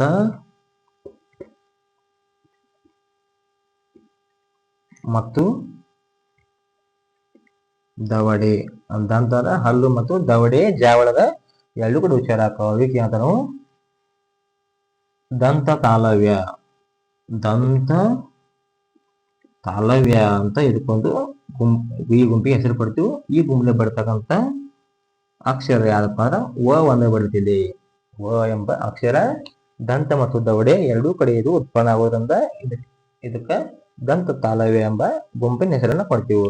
ಈ ರೀತಿಯಾಗಿ ನೀವು ಒಂದು ಅಕ್ಷರಗಳ ಉತ್ಪತ್ತಿ ಸ್ಥಾನಗಳ ಕುರಿತು ತಿಳ್ಕೊಳ್ಳಬೇಕಾಗೋದು ಅತಿ ಮಹತ್ವ ಆಕತಿ. ಹೌದಾ? ಯಾವ್ಯಾವ ಅಕ್ಷರ ಎಲ್ಲೆಲ್ಲಿ ಹುಡ್ತತಿ ಅನ್ನೋದ್ರ ಆಧಾರ ಮೇಲೆ ಅವುಗಳಿಗೆ ಒಂದೊಂದು ಬೇರೆ ಬೇರೆ ಗುಂಪುಗಳನ್ನ ಹೆಸರಿಸ್ಯಾರು. ಮತ್ತ ಆ ಗುಂಪಿನಾಗ ಯಾವ್ಯಾವ ವರ್ಣಗಳು ಬರ್ತಾವು ತಿಳ್ಕೋರಿ. ಗುಣಿತಾಕ್ಷರಗಳು ಸ್ವರಗಳನ್ನ ನಾವು ಸ್ವತಂತ್ರವಾಗಿ ಉಚ್ಚಾರ ಮಾಡಬಹುದು ಅಂತ ನಿಮ್ಗೆ ಈಗಾಗಲೇ ಹೇಳಿದ್ಯ. ಹೌದಾ? ಸ್ವರಗಳನ್ನ ಅಧ್ಯಯನ ಮಾಡಬಹುದು. ಸ್ವರಗಳನ್ನು 13 ಸ್ವರಗಳದ ಅವುಗಳನ್ನ ಒಂದೊಂದಾಗಿ ಸೆಪರೇಟ್ ಆಗಿ ಸಿಂಗಲ್ ಆಗಿ ಯೂಸ್ ಮಾಡಬಹುದು. ಆದ್ರೆ ವ್ಯಂಜನಗಳನ್ನ ನಾವು ಸಿಂಗಲ್ ಆಗಿ ಯೂಸ್ ಮಾಡಕ್ ಬರಂಗಿಲ್ಲ. ಒಂದೊಂದು ಅವುಗಳನ್ನ ನಾವು ಯೂಸ್ ಮಾಡಕ್ ಬರಂಗಿಲ್ಲ. ಯಾವಾಗ ವ್ಯಂಜನಗಳನ್ನು ವರ್ಗೀಯ ಇರ್ಬೋದು, ಅವರ್ಗೀಯ ಇರ್ಬೋದು, ಅವುಗಳನ್ನ ನಾವು ಒಂದೊಂದಾಗಿ ಯೂಸ್ ಮಾಡಕ್ ಬರುದಿಲ್ಲ. ಆ ವ್ಯಂಜನಗಳಿಗೆ ಸ್ವರಗಳನ್ನು ಸೇರಿಸಿದಾಗ ಮಾತ್ರ ಏನಾಗತಿ, ಒಂದು ಅಕ್ಷರ ಆಗಿ ಬದಲಾವಣೆ ಆಗತಿ. ಆ ಒಂದು ಅಕ್ಷರಕ್ಕೆ ಅಂತ ನಾವ ಗುಣಿತಾಕ್ಷರಗಳು ಅತಾರು.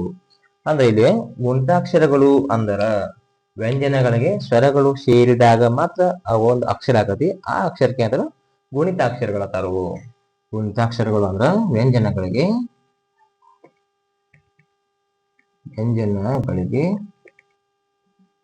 ಸ್ವರಗಳು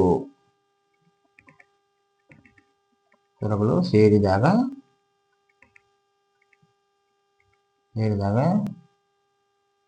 ಬರುವ ಅಕ್ಷರ, ಏನ್ ಅಕ್ಷರ ಬರೋದಿಲ್ಲ ಅದು ಬರುವ ಅಕ್ಷರಕ್ಕೆ ಅಂತಾರು ಬರುವ ಅಕ್ಷರಗಳು ಗುಣಿತಾಕ್ಷರ ಆಗಿರ್ತಾವು. ವ್ಯಂಜನಗಳನ್ನ ನಾವು ಸ್ವತಂತ್ರವಾಗಿ ಉಚ್ಚಾರ ಮಾಡ ಬರಂಗಿಲ್ಲ ಅಥವಾ ಬಳಸ ಬರಂಗಿಲ್ಲ. ಅವುಗಳಿಗೆ ಸ್ವರಗಳು ಸೇರಿದಾಗ ಮಾತ್ರ ಅವು ಒಂದು ಅಕ್ಷರ ಆಗತಿ. ಆ ಒಂದು ಅಕ್ಷರಕ್ಕೆ ಅಂತಾರು ಗುಣಿತಾಕ್ಷರಗಳು ಅಂತಾರು. ಓಕೆ, ಇಲ್ಲಿ ನೋಡು, ಒಂದೊಂದು ಅಕ್ಷರ ಟೋಟಲ್ 13 ಸ್ವರಗಳದವು. 13 ಸ್ವರಗಳು ಒಂದೊಂದು ವ್ಯಂಜನಕ್ಕೆ ಸೇರಿದಾಗ ಆ ಒಂದು ವ್ಯಂಜನದ ಆಕಾರ, ಅರ್ಥ ಬದಲಿ ಹಾಕೋತ್ ಹೋಗತಿ. ಅದಕ್ಕೊಂದು ನಾವು ಹೆಸರು ಕೊಟ್ಟಿರ್ತಾರ ಮಾತಾಡಕ. ಇವುಗಳಿಗೆ ಗುಣಿತಾಕ್ಷರಗಳಿಗೆ ಕಾಗುಣಿತಗಳು ಅಂತ ಕರೀತಾರ. ಏನ್ ಕರೀತಾರ? ಗುಣಿತಾಕ್ಷರಗಳು ಅಂದ್ರ ಒಂದ, ಮತ್ತ ಕಾಗುಣಿತಗಳು ಅಂದ್ರ ಒಂದ. ಓಕೆ, ಈಗ ನೋಡು ಹೆಂಗ್ ಇವು ವ್ಯಂಜನಗಳಿಗೆ ಸ್ವರಗಳು ಸೇರಿದಾಗ ಯಾವ ರೀತಿ ಗುಣಿತಾಕ್ಷರಗಳು ಆಕಾವು, ಅದಕ್ಕ ಯಾವ ರೀತಿ ಹೆಸರು ಕೊಡ್ತಾರೋ ನೋಡೋಣ. ಒಂದ್ ಕಡೆ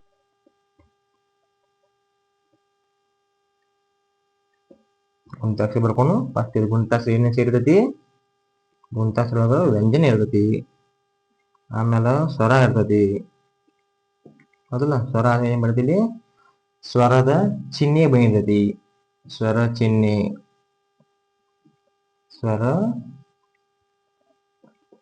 ಬಂದಿರ್ತೈತಿ. ಆಮೇಲೆ ಸ್ವರ ಚಿಹ್ನೆ ಹೆಸರು. ಆ ಒಂದು ಸ್ವರ ಚಿಹ್ನೆಗೆ ಹೆಸರು ಕೊಟ್ಟಿರ್ತಾರು. ಸ್ವರ ಚಿಹ್ನೆಯ ಹೆಸರು, ಸ್ವರ ಚಿಹ್ನೆ ಹೆಸರನ್ನು ಕೊಟ್ಟಿರ್ತಾರು.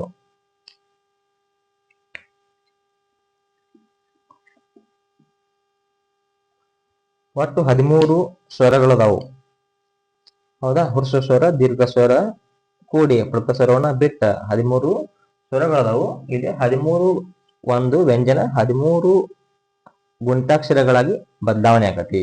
ಅಂದ್ರ ಪ್ರತಿಯೊಂದು ಒಂದು ವ್ಯಂಜನಕ ಬೇರೆ ಬೇರೆ ಸ್ವರಗಳು ಸೇರಿ ಒಟ್ಟು 13 ಗುಣಿತಾಕ್ಷರಗಳಾಗಿ ಬದಲಾವಣೆ ಆಗತಿ ಒಂದು ವ್ಯಂಜನ.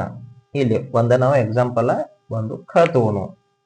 ಖ ಇದೇನದು ಗುಣಿತಾಕ್ಷರ ಆಗೈತಿ ಅಥವಾ ಕಾಗುಣಿತ ಆಗೈತಿ. ಇದಕ್ಕೆ ಏನೇನು ಸೇರ್ಯಾವು? ಖ ಅಂದ್ರೆ ವ್ಯಂಜನ ಖ ಬಂದೈತಿ, ಇದಕ್ಕ ಅ ಸೇರೈತಿ. ಹೌದಾ? ವ್ಯಂಜನ ಮತ್ತು ಸ್ವರ ಸೇರಿದಾಗ ಏನೈತಿ? ಗುಣಿತಾಕ್ಷರ ಅಥವಾ ಕಾಗುಣಿತ ಆಗೈತಿ. ಹೌದಾ? ಇದಕ್ಕ ಸ್ವರ ಚಿಹ್ನೆ ಹೆಂಗ್ ಬರ್ತದ? ಮ್ಯಾಲ ಖ ಹಿಂಗ್ ಮಾಡ್ರಿ, ಹಿಂಗ್ ಮ್ಯಾಲ ಕೊಂಬು ಕೊಟ್ರಿ, ಸ್ವರ ಚಿಹ್ನೆ ಹೆಸರು ಏನಿದೆ ಕೊಂಬು ಬಂತಿರೋ ತಲೆ ಕಟ್ಟು. ಹೌದಾ? ಇಲ್ಲಿ ಕ ಗುಣಿತಾಕ್ಷರ, ಖ ವ್ಯಂಜನ ಮತ್ತು ಅ ಸ್ವರ ಸೇರಿ ಆಗೈತಿ. ಅದಕ್ಕಾದ ಚಿಹ್ನೆಯನ್ನ ಮ್ಯಾಲ ನಾವ ಬಡಿಗೆನ ಕೊಂಬ ಕೊಡ್ತೀರಿ, ಬರಿ ಮುಂದೆ ಹುಡುಗರಿಗೆ ಕಲಸು ಮುಂದದು ಅದು ಕೊಂಬಗೆ ಅಂತರು ತಲೆ ಕಟ್ಟುವಂತ ಸ್ವರ ಚಿಹ್ನೆ ಹೆಸರು ಕೊಟ್ಟಾರು. ಇನ್ನ ಖ ಆಗ ಏನ್ ಬರ್ತೈತಿ? ಇಲ್ಲಿ ಅ ಸ್ವರ ಸೇರ್ತಿ, ಇನ್ನ ಆ ಸ್ವರ ಸೇರ್ತೈತಿ. ಕ ಇದ್ರ ಖ ಆಕತಿ. ಖ ಏನೇನ್ ಕೂಡಿ ಆತಪ್ಪ ಅಂದ್ರ ಕ ವ್ಯಂಜನ ಪ್ಲಸ್ ಆ ಸ್ವರ ಕೂಡ ಆಗೈತಿ. ಇಲ್ಲಿ ಏನಾಯ್ತು? ಇಲ್ಲ ಆ ಬಂತು, ಇದು ಸ್ವರ ಚಿಹ್ನೆ ಏನ್ ಬರತಿ? ಹಿಂಗ್ ಕೆಳಗ್ ಬರತಿ. ಇದಕ್ಕ ಇಲಿ ಅಂದ್ರ ಕೆಳಗಡೆ ಇಳ್ದತ್ತದ. ಇಲ್ಲಿ ನೋಡ್ರಿ, ಕ ಮ್ಯಾಲ ಹೋಯ್ತು, ಇಲ್ಲಿ ಕ ಕೆಳಗ್ ಬಂತು, ಇದಕ್ಕ ಇಳಿ. ಸ್ವರ ಚಿಹ್ನೆ ಹೆಸರೇನ? ಇಳಿ ಅನ್ನೋದು ಇದಕ್ಕ. ಇನ್ ಮುಂದೆ ಕಿ ಏನ್ ಸೇರಿದವು? ಕ ಮತ್ತು ಕ ವ್ಯಂಜನ ಈ ಸ್ವರ ಸೇರೈತಿ. ಇದಕ್ಕೇನ? ಇದ್ರ ಸಿಂಬಲ್ ಏನಿದೆ? ಸ್ವರ ಚಿಹ್ನೆ ಆಕತಿ, ಮ್ಯಾಲ ಹಿಂಗ ಗಂಟು ಮಾಡುದು. ಮ್ಯಾಲ ಗಂಟ ಐತಿ, ಕೀಕ ಗಂಟು ಮಾಡ್ರಿ. ಇದಕ್ಕೆ ಅಂತಾರು ಗುಡಿಸು. ಸ್ವರ ಚಿಹ್ನೆ ಹೆಸರು ಗುಡಿಸು. ಇನ್ನ ದೊಡ್ಡ ಕೀ ಮಾಡ್ರಿ. ದೊಡ್ಡ ಕೀಕ ಕ ವ್ಯಂಜನ ಮತ್ತು ದೊಡ್ಡ ಈ ಸ್ವರ ಅಂದ್ರ ಹೃಸ್ವ ಸ್ವರ ಸೇರಿತಿ. ಹೃಸ್ವ ಸ್ವರ ಎರಡು ಮಾತ್ರಾ ಕಾಲದಲ್ಲಿ ಉಚ್ಚರಿಸ್ತಕ್ಕಂತ ಸ್ವರ ಹೃಸ್ವ ಸ್ವರ ಸೇರೈತಿ. ಅದೀಗ ದೊಡ್ಡ ಕೀ ಆಗೈತಿ. ಹೌದಾ? ಇದಕ್ಕೆ ಹೆಂಗ್ ಕೊಡ್ತೀವಿ ನಾವ? ಈಗ ಒಂದ್ ತಿಕ್ಕಿ ಕೊಟ್ಟ ಇದ್ ಕೆಳಗೆ ಗುಡಿಸು ಮಾಡಿ ಮುಂದೆ ದೀರ್ಘ ಕೊಡ್ತೀವಿ. ಇದಕ್ಕ ಸ್ವರ ಚಿಹ್ನೆ ಹೆಸರೇನು? ಗುಡಿಸು ದೀರ್ಘ. ಗುಡಿಸು ದೀರ್ಘ. ಯಾಕಪ್ಪ ಅಂತಂದ್ರೆ ಇಲ್ಲಿ ಮುಂದ ದೀರ್ಘ ಬಂತಿ, ಇದು ದೀರ್ಘ ಸ್ವರದ ಸಿಂಬಾಲ್ ಆಯ್ತಿದ. ಅದಕ್ಕೆ ಇದಕ್ಕ ಗುಡಿಸು ದೀರ್ಘ ಆತು. ಇನ್ನ ಹೂ ಬರ್ತೈತಿ. ಕು ಏನಾಯ್ತು ಕೂಡಿ ಆಯ್ತು. ಕ ವ್ಯಂಜನ, ಉ ಉ ಸ್ವರ, ಇದು ಹುಸ್ ಸ್ವರ. ಇದರ ಚಿಹ್ನೆ ಹಿಂಗ, ಇದು ಹೆಸರು ಕೊಂಬು. ಕೊಂಬು ಹೌದಾ. ಇನ್ನ ದೊಡ್ಡ ಕು ಬರ್ತೈತಿ. ದೊಡ್ಡ ಕು ಏನಾಯ್ತು ಕೂಡಿ ಆಯ್ತು. ಕ ವ್ಯಂಜನ, ದೊಡ್ಡ ಉ ಅಂದ್ರ ದೀರ್ಘ ಸ್ವರ. ದೀರ್ಘ ಸ್ವರ ಕೂಡಿ ಆಯ್ತು. ಇದ್ರ ಸಿಂಬಾಲ್ ಏನ್ ಮಾಡ್ತಿ ಹಿಂಗ. ಇದಕ್ಕೆ ಹೆಸರ ಕೊಂಬಿ ನಿಳಿ ಅಂತಾರು. ಕೊಂಬಿ ನಿಳಿ. ಕೊಂಬಿ ನಿಳಿ ಅಂದ್ರೆ ಕೊಂಬ ಮ್ಯಾಲ ಬರ್ತೈತಿ, ಕೆಳಗೆ ಇಳಿದೈತಿ, ಅದಕ್ಕ ಕೊಂಬಿ ನಿಳಿ. ಇದಕ್ಕ ದೊಡ್ಡ ಕೂಕ ಸ್ವರ ಚಿಹ್ನೆ ಹೆಸರು ಏನೈತಿ ಕೊಂಬಿ ನಿಳಿ. ಆಮೇಲೆ ಕ್ರೂ. ಕ್ರೂಕ್ ಏನ ಕೂಡಿ ಅದು ಕ ವ್ಯಂಜನ ಪ್ಲಸ್ ರು. ಇದರ ಒಂದು ಚಿಹ್ನೆ ಯಾವ್ದ ರು. ರುದ ಒಂದು ಒತ್ತಕ್ಷರ ಇದರ ಚಿಹ್ನೆ ಬಂದಿದೆ ಕೆಳಗ ರು. ಇದಕ್ಕೆ ವಟ್ರ ಸುಳಿ ಅಂತ ಹೆಸರು ಕೊಡ್ತಾರ. ವಟ್ರ ಸುಳಿ ಹೌದಾ. ಕ್ರೂ ಬರ್ತಿದ್ದಕ್ಕ ಕ ವ್ಯಂಜನ ಮತ್ತು ರು ಸ್ವರ ಕೂಡಿ ಆಗಿರ್ತೈತಿ. ಇದಕ್ಕ ಒತ್ತಕ್ಷರ ರೂದ ಒತ್ತಕ್ಷರ ಅದು ಚಿಹ್ನೆ ಆಗತಿ. ಅದ್ ಹೆಸರು ಏನಾಗತಿ ವಟ್ರ ಸುಳಿ ಅಂತ. ಇನ್ನ ಕ್ರೂ ಆದ್ಮೇಲೆ ಏನ್ ಬರ್ತೈತಿ ಕೆ ಬರ್ತೈತಿ. ಕೆ ಒಳಗ ಕ ವ್ಯಂಜನ ಮತ್ತು ಎ ಸ್ವರ ಸೇರಿತೈತಿ. ಇದರ ಚಿಹ್ನೆ ಮ್ಯಾಲ ಕೊಂಬ ಮಾಡಿ ಮ್ಯಾಲ ಗಂಟು ಮಾಡ್ಬೇಕು. ಇದಕ್ಕೆ ಏನಂತಾರು ಎತ್ವ. ಎತ್ವ. ದೊಡ್ಡ ಕೆ. ಕೆ ಇದಕ್ಕ ಕ ವ್ಯಂಜನ ಪ್ಲಸ್ ಎ ದೀರ್ಘ ಸ್ವರ ಎ ಕೊಡೈತಿ. ಇದ್ರ ಚಿಹ್ನೆ ಈ ರೀತಿ ಬರ್ತೈತಿ. ಇದರ ಸ್ವರ ಚಿಹ್ನೆ ಹೆಸರೇನ ಏತ್ವ. ಅದು ಯಾತ್ವ, ಇದು ಏತ್ವ. ಇನ್ನ ಕೈ. ಕೈ ಕ ವ್ಯಂಜನ ಐ ಸ್ವರ. ಇದಕ್ಕ ಇದು ಎತ್ವ. ಏತ್ವ ಚಿಹ್ನೆ ಬರ್ತೈತಿ. ಆಮೇಲೆ ಐ ಒತ್ತು ಬರ್ತೈತಿ. ಐ ಒತ್ವ, ಇದು ಐತ್ವ. ಎಷ್ಟು ಈಜಿ ನೋಡ್ರಿ. ಏ ಬರ್ತಪ್ಪ ದೊಡ್ಡ ಏನ ಬರ್ತೈತಿ, ಏತ್ವ ಬರ್ತೈತಿ, ಐ ಬರ್ತಪ್ಪ ಐತ್ವ. ಇದೇ ರೀತಿ ಬಾಳ ಈಜಿ ಅದಾವು. ಇನ್ನ ಕೋ. ಕ ವ್ಯಂಜನ ಓ ಸ್ವರ.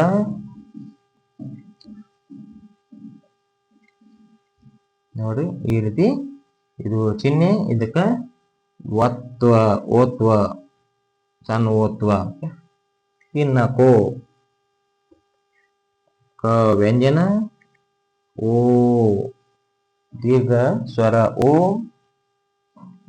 ಇದರ ಚಿಹ್ನೆ ಆಮೇಲೆ ಇದು ಹೆಸರು ಓತ್ವ. ಇದು ಓತ್ವ, ಇದು ಓತ್ವ. ಇನ್ನ ಕೊನೆಯದಾಗಿ ಕೌ. ಕೌ ಅಂದ್ರ ಕ ವ್ಯಂಜನ ಅವು ಸ್ವರ. ಏನ ಸಂಧ್ಯಾಕ್ಷರಗಳು ಕರೆದಾರು. ಐ ಮತ್ತು ಅವುಗಳನ್ನು ಅಂತ ಸ್ವರಗಳು ಅಂತಾನ ಕರೀತಾರು. ಕ ವ್ಯಂಜನ ಅವು ಸ್ವರ ಕೂಡಿ ಕೌ ಆತು. ಇದರದ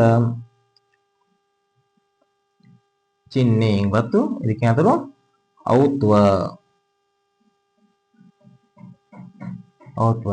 ಈ ರೀತಿಯಾಗಿ ಗುಣಿತಾಕ್ಷರಗಳು ವ್ಯಂಜನಕ ಸ್ವರಗಳು ಸೇರಿದಾಗ ಉಂಟಾಗಿರ್ತಾವು. ಸ್ವರಗಳನ್ನ ಉಚ್ಚರಿಸಿದಂಗ ಸ್ವತಂತ್ರವಾಗಿ ಉಚ್ಚರಿಸಿದಂಗ ವ್ಯಂಜನಗಳನ್ನ ಬಳಸಾಕ ಒಂದೊಂದಾಗಿ ಬಳಸಾಕ ಬರುವುದಿಲ್ಲ. ಅವು ಯಾವಾಗಲೂ ಸ್ವರದ ಸಹಾಯದಿಂದ ವ್ಯಂಜನಗಳು ಉಚ್ಚಾರ ಆಗ್ತಾವು. ಸಂಯುಕ್ತಾಕ್ಷರಗಳು. ಸಂಯುಕ್ತ ಅಂದ್ರ ಕೂಡಿರುವುದು, ಕಂಬೈನ್ಡ್ ಆಗಿರೋದು. ಅಂದ್ರೆ ಒಂದಕ್ಕೊಂದ ವ್ಯಂಜನಗಳು ಸೇರಿರ್ತಾವ. ಇಲ್ಲಿ ಸ್ವರಗಳು ಸೇರಂಗಿಲ್ಲ. ಏನಾಗುತ್ತೆ ವ್ಯಂಜನಗಳು ಸೇರಿರ್ತಾವು. ಒಂದು ವ್ಯಂಜನಕ್ಕ ಅದೇ ವ್ಯಂಜನ ಬರಬಹುದು, ಅಥವಾ ಒಂದು ವ್ಯಂಜನಕ್ಕ ಬೇರೆ ಬೇರೆ ವ್ಯಂಜನಗಳು ಬಂದಾಗ ನಮ್ಗೆ ಗೊತ್ತೈತಿ ಒತ್ತಕ್ಷರ ಕೊಟ್ಟಿರ್ತೀವಲ್ಲ, ಅವಕ್ಕೆ ಏನಾದ್ರು ಸಂಯುಕ್ತಾಕ್ಷರಗಳು. ಸಂಯುಕ್ತಾಕ್ಷರಗಳು ಅಂದ್ರೆ ವ್ಯಂಜನ ಸೇರಿ ಆಗುವ ಅಕ್ಷರಗಳಿಗೆ ಸಂಯುಕ್ತಾಕ್ಷರಗಳು ಅಂತ ಕರೀತಾರೆ. ಇವುಗಳಿಗೆ ನಾವು ಒತ್ತಾಕ್ಷರ ಮತ್ತು ಅಥವಾ ದ್ವಿತಾಕ್ಷರ. ದ್ವಿಯ ಮೀನ್ಸ್ ಎರಡು ವ್ಯಂಜನಗಳು ಸೇರಿ ಆಗತಕ್ಕಂತ ಅಕ್ಷರಗಳು. ಅವುಗಳಿಗೆ ಸಂಯುಕ್ತಾಕ್ಷರ ಅಥವಾ ಒತ್ತಾಕ್ಷರ. ಒತ್ತಾಕ್ಷರ ಅಂದ್ರೆ ಒಂದು ವ್ಯಂಜನಕ ಮತ್ತೊಂದು ವ್ಯಂಜನ ಸೇರಿತೈತಿ. ಅದರ ಕೆಳಗದ ಮತ್ತೊಂದು ವ್ಯಂಜನ ಏನ್ ಸೇರಿತೈತಿ ಅದು ಇದ್ದಂತ ವ್ಯಂಜನಗ ಕೆಳಗಡೆ ಬರ್ತೈತಿ. ಅದಕ್ಕೆ ಅಂತಾರ ಒತ್ತು ಅಂತೀವಿ ನಾವು. ಆದ್ದರಿಂದ ಇದಕ್ಕೆ ಒತ್ತಕ್ಷರ ಅಥವಾ ದ್ವಿತಾಕ್ಷರ ಅಂತ ಹೇಳ್ತೀವಿ. ಸಂಯುಕ್ತಾಕ್ಷರಗಳು ಅಂದ್ರೆ ವ್ಯಂಜನಕ್ಕೆ ವ್ಯಂಜನ ಸೇರಿ ವ್ಯಂಜನಕ್ಕೆ ವ್ಯಂಜನ ಸೇರಿ ಉಂಟಾಗುವ ಹಾಗೂ ಅಕ್ಷರಗಳು. ನಮ್ಗೆ ಗೊತ್ತ ಏನಕ್ಕ ನೋಡಿದ್ ನಾವು ವ್ಯಂಜನಕ ಸ್ವರ ಸೇರಿದಾಗ ಗುಣಿತಾಕ್ಷರಗಳು ಅಥವಾ ಕಾಗುಣಿತಗಳು ಆದಾವು. ಹೌದಾ? ಇಲ್ಲಿ ಏನಾಗತಿ, ವ್ಯಂಜನಕ ವ್ಯಂಜನ ಸೇರಿರ್ತೈತಿ, ವ್ಯಂಜನಕ ವ್ಯಂಜನ ಸೇರಿರ್ತೈತಿ, ಮುಂದೆ ಅದ್ರ ಜೋಡಿ ಸ್ವರನ ಸೇರಿರ್ತಾವ. ಫಸ್ಟ್ ಏನ್ ಸೇರ್ಬೇಕು? ವ್ಯಂಜನ ಸೇರ್ಬೇಕು. ಆಮೇಲೆ ಅದ್ರ ಜೋಡಿ ಸ್ವರ ಸೇರಿದಾಗ ಅದು ಅಕ್ಷರ ಆಗಿರ್ತೈತಿ, ಅದಕ್ಕೆ ಏನಂತಾರು ಗುಣಿತಾಕ್ಷರ ಅಂತೀವಿ. ಹೌದಾ? ಇಲ್ಲಿ ವ್ಯಂಜನಕ ವ್ಯಂಜನ ಸೇರಿ ಉಂಟಾಗುವ ಅಕ್ಷರಗಳು ಸಂಯುಕ್ತಾಕ್ಷರಗಳು. ಇದರಲ್ಲಿ ಎರಡು ಪ್ರಕಾರಗಳು. ಸಂಯುಕ್ತಾಕ್ಷರಗಳೊಳಗೆ ಎರಡು ಪ್ರಕಾರಗಳು. ಒಂದನೇದು ಸಜಾತೀಯ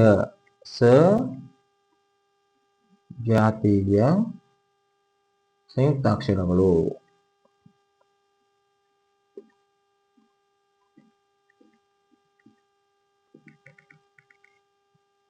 ಸಜಾತೀಯ ಅಂದ್ರ ಒಂದೇ ಜಾತಿಯ, ಬೇರೆ ಬೇರೆ ಜಾತಿ ಅಲ್ಲದಂತ, ಬೇರೆ ಅಕ್ಷರಕ್ಕೆ ವ್ಯಂಜನಕ್ಕೆ ಸಂಬಂಧ ಪಡದೇ ಇರತಕ್ಕಂತ, ಅಂದ್ರೆ ಒಂದೇ ವ್ಯಂಜನಕ್ಕೆ ಸಂಬಂಧಿಸಿದ ಅಕ್ಷರಗಳಿಗೆ ಏನಂತಾರು ಸಜಾತೀಯ ಸಂಯುಕ್ತಾಕ್ಷರಗಳು. ಅಂದ್ರೆ ಇಲ್ಲಿ ಒಂದು ವ್ಯಂಜನಕ್ಕ ಅದ ವ್ಯಂಜನ ಒತ್ತಕ್ಷರ ಬನಿತೈತಿ, ಅದ ವ್ಯಂಜನ ಸೇರಿರ್ತೈತಿ.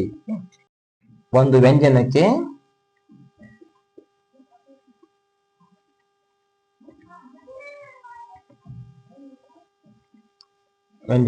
ಅದೇ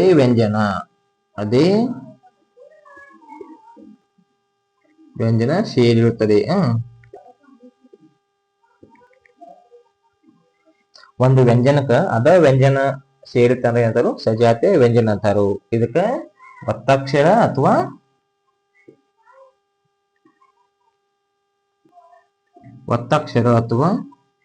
ದ್ವಿತ್ವ ಎಂದು ಕರೀತಾರು. ಇದಕ್ಕ ಒತ್ತಕ್ಷರ ಅಥವಾ ದ್ವಿತ್ವ ಅಥವಾ ಸಜಾತೀಯ ಸಂಯುಕ್ತಾಕ್ಷರಗಳು. ಇದಕ್ಕ ಟೋಟಲ್ ಮೂರು ಹೆಸರುಗಳು ಅದಾವು. ಇದಕ್ಕೊಂದು ಉದಾಹರಣೆ ನೋಡೋಣ. ಉದಾಹರಣೆ ಏನ್ ಬರ್ತಪ್ಪ ಅಂದ್ರೆ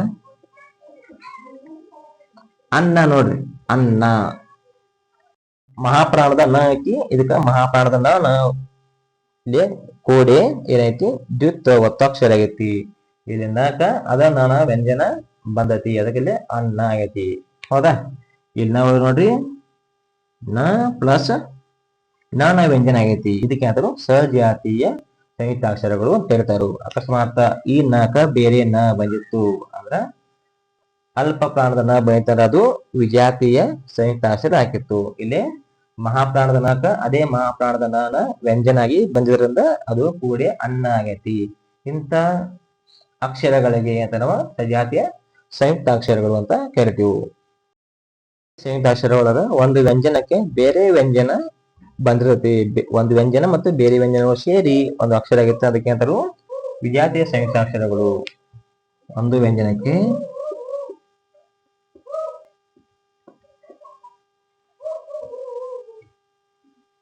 ಬೇರೆ ವ್ಯಂಜನ ಸೇರಿ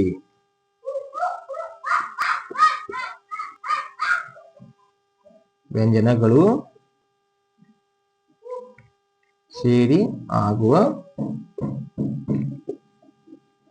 ಅಕ್ಷರಗಳು ಅವಕ್ಕೆ ಅಂತಾರು ವಿಜಾತೀಯ ಸಂಯುಕ್ತಾಕ್ಷರಗಳು. ಅಂದ್ರ ಒಂದು ವ್ಯಂಜನಕ್ಕ ಒಂದೇ ವಿಜಾತೀಯ ಸಂಯುಕ್ತಾಕ್ಷರ ಬರಬಹುದು, ಬೇರೆ ವ್ಯಂಜನಗಳು ಅಂದ್ರ ಒಂದಕ್ಕಿಂತ ಹೆಚ್ಚಿನ ವ್ಯಂಜನಗಳು ಅದಕ್ಕೆ ಬರಬಹುದು, ಒತ್ತಕ್ಷರಾಗಿ ಬರಬಹುದು. ಓಕೆ, ಉದಾಹರಣೆಗೆ ವಸ್ತ್ರ. ವಸ್ತ್ರ ಅಂದ್ರೆ ಏನ? ಬಟ್ಟೆ, ಅರಿಬೆ. ಇಲ್ಲಿ ನೋಡ್ರಿ ಸ ವ್ಯಂಜನಕ ಏನ್ ಮಾಡ್ತೀರಿ? ತ ಬಂತಿ ಮತ್ತ ರ ಬಂತಿ, ಎರಡು ವ್ಯಂಜನಗಳು ಕೂಡಿ ಐತಿ ಸ್ತ್ರ ಆಗೈತಿ. ಇಲ್ಲಿ ನೋಡ್ರಿ ಸವನ್ನ ಬಿಡಿಸಿ ಬರೋದು ಏನಾಗತಿ? ಸ ವ್ಯಂಜನ ಮತ್ತು ತ ವ್ಯಂಜನ ಮತ್ತು ರ ಅವರ್ಗೀಯ ವ್ಯಂಜನ ಪ್ಲಸ್ ಮುಂದೆ ಏನೈತಿ ಇದಕ್ಕೆ ಯಾವತ್ತು ಸ ಏನೈತಿ ಅ ಸ್ವರ ಸೇರಿರ್ತೈತಿ. ಅದ್ರ ಅಲ್ಲಿ ಸಜಾತೀಯ ಸಂಯುಕ್ತಾಕ್ಷರಗಳು ಕೊನೆಗೆ ಸ್ವರ ಸೇರಿದಾಗ ಅದು ಅಕ್ಷರ ಆಗಿರ್ತೈತಿ. ಇಲ್ಲಿ ಸಗ ದಂಡಿಗೆ ಯಾವತ್ತು ಒಂದು ಅಕ್ಷರ ಆಗಿತ್ತು ಆಮೇಲೆ ಸಜಾತಿಯ ಸಂಯುಕ್ತಾಕ್ಷರ ಇರ್ಬೋದು, ವಿಜಾತಿ ಸಂಯುಕ್ತಾಕ್ಷರ ಇರ್ಬೋದು. ಅದ್ರಲ್ಲಿ ಕೊನೆಗೆ ಯಾವತ್ತು ಸ್ವರ ಸೇರಿ ಇರ್ತೈತಿ. ಸ್ವರಗಳು 1 ರಿಂದ 13 ಸ್ವರಗಳ ಒಳಗ ಯಾವ್ದಾರ ಒಂದು ಸ್ವರ ಅದಕ್ಕ ಸೇರಿ ಇರ್ತೈತಿ. ಈಗ ನೋಡಿ ಸ್ತ್ರ ಒಳಗ ಸ ವ್ಯಂಜನ, ಸ ವ್ಯಂಜನಕ ತ ಮತ್ತು ರ ವ್ಯಂಜನಗಳು ಸೇರಿಯವು. ಅದೇ ರೀತಿ ಅ ಎಂಬ ಸ್ವರಗಳು ಸೇರಿದು ಸ್ತ್ರ ಎಂಬ ಅಕ್ಷರ ಆಗೈತಿ. ವಸ್ತ್ರ ಎಂಬುದರಲ್ಲಿ ಇದು ವಿಜಾತಿಯ ಸಂಯುಕ್ತಾಕ್ಷರಗಳಿಗೆ ಉದಾಹರಣೆಗಳು. ಈ ರೀತಿ ಸಂಯುಕ್ತಾಕ್ಷರಗಳಲ್ಲಿ 2 ರೀತಿ ಬರ್ತವು, ಸಜಾತೀಯ ಮತ್ತು ವಿಜಾತೀಯ ಸಂಯುಕ್ತಾಕ್ಷರಗಳು. ಇಷ್ಟೆಲ್ಲವೂ ಇದು ಕನ್ನಡ ವರ್ಣಮಾಲೆಯ ಕುರಿತು ಒಂದು ಆಳವಾದ ಅಧ್ಯಯನವಾಗಿದೆ. ಪ್ರಿಯ ವಿದ್ಯಾರ್ಥಿಗಳೇ, ನಿಮಗೆ ಈ ಒಂದು ವಿಡಿಯೋ ಇಷ್ಟ ಆದರೆ ನಮ್ಮ ಚಾನಲನ್ನು ಸಬ್ಸ್ಕ್ರೈಬ್ ಆಗಿ ಬೆಲ್ ಐಕಾನ್ ಅನ್ನು ಆಲ್ ಅಂತ ಸೆಲೆಕ್ಟ್ ಮಾಡಿ, ವಿಡಿಯೋಗೆ ಲೈಕ್ ಕೊಡ್ರಿ, ಹಾಗೆ ನಿಮ್ಮ ದೋಸ್ತರಿಗೆಲ್ಲ ಶೇರ್ ಮಾಡ್ರಿ. ಮತ್ತು ನಿಮ್ಗೆ ಏನಾರೇ ಡೌಟ್ ಇದ್ರೆ ತಿಳಿಲಿಕ್ಕೆ ಕಮೆಂಟ್ ಹಾಕ್ರಿ.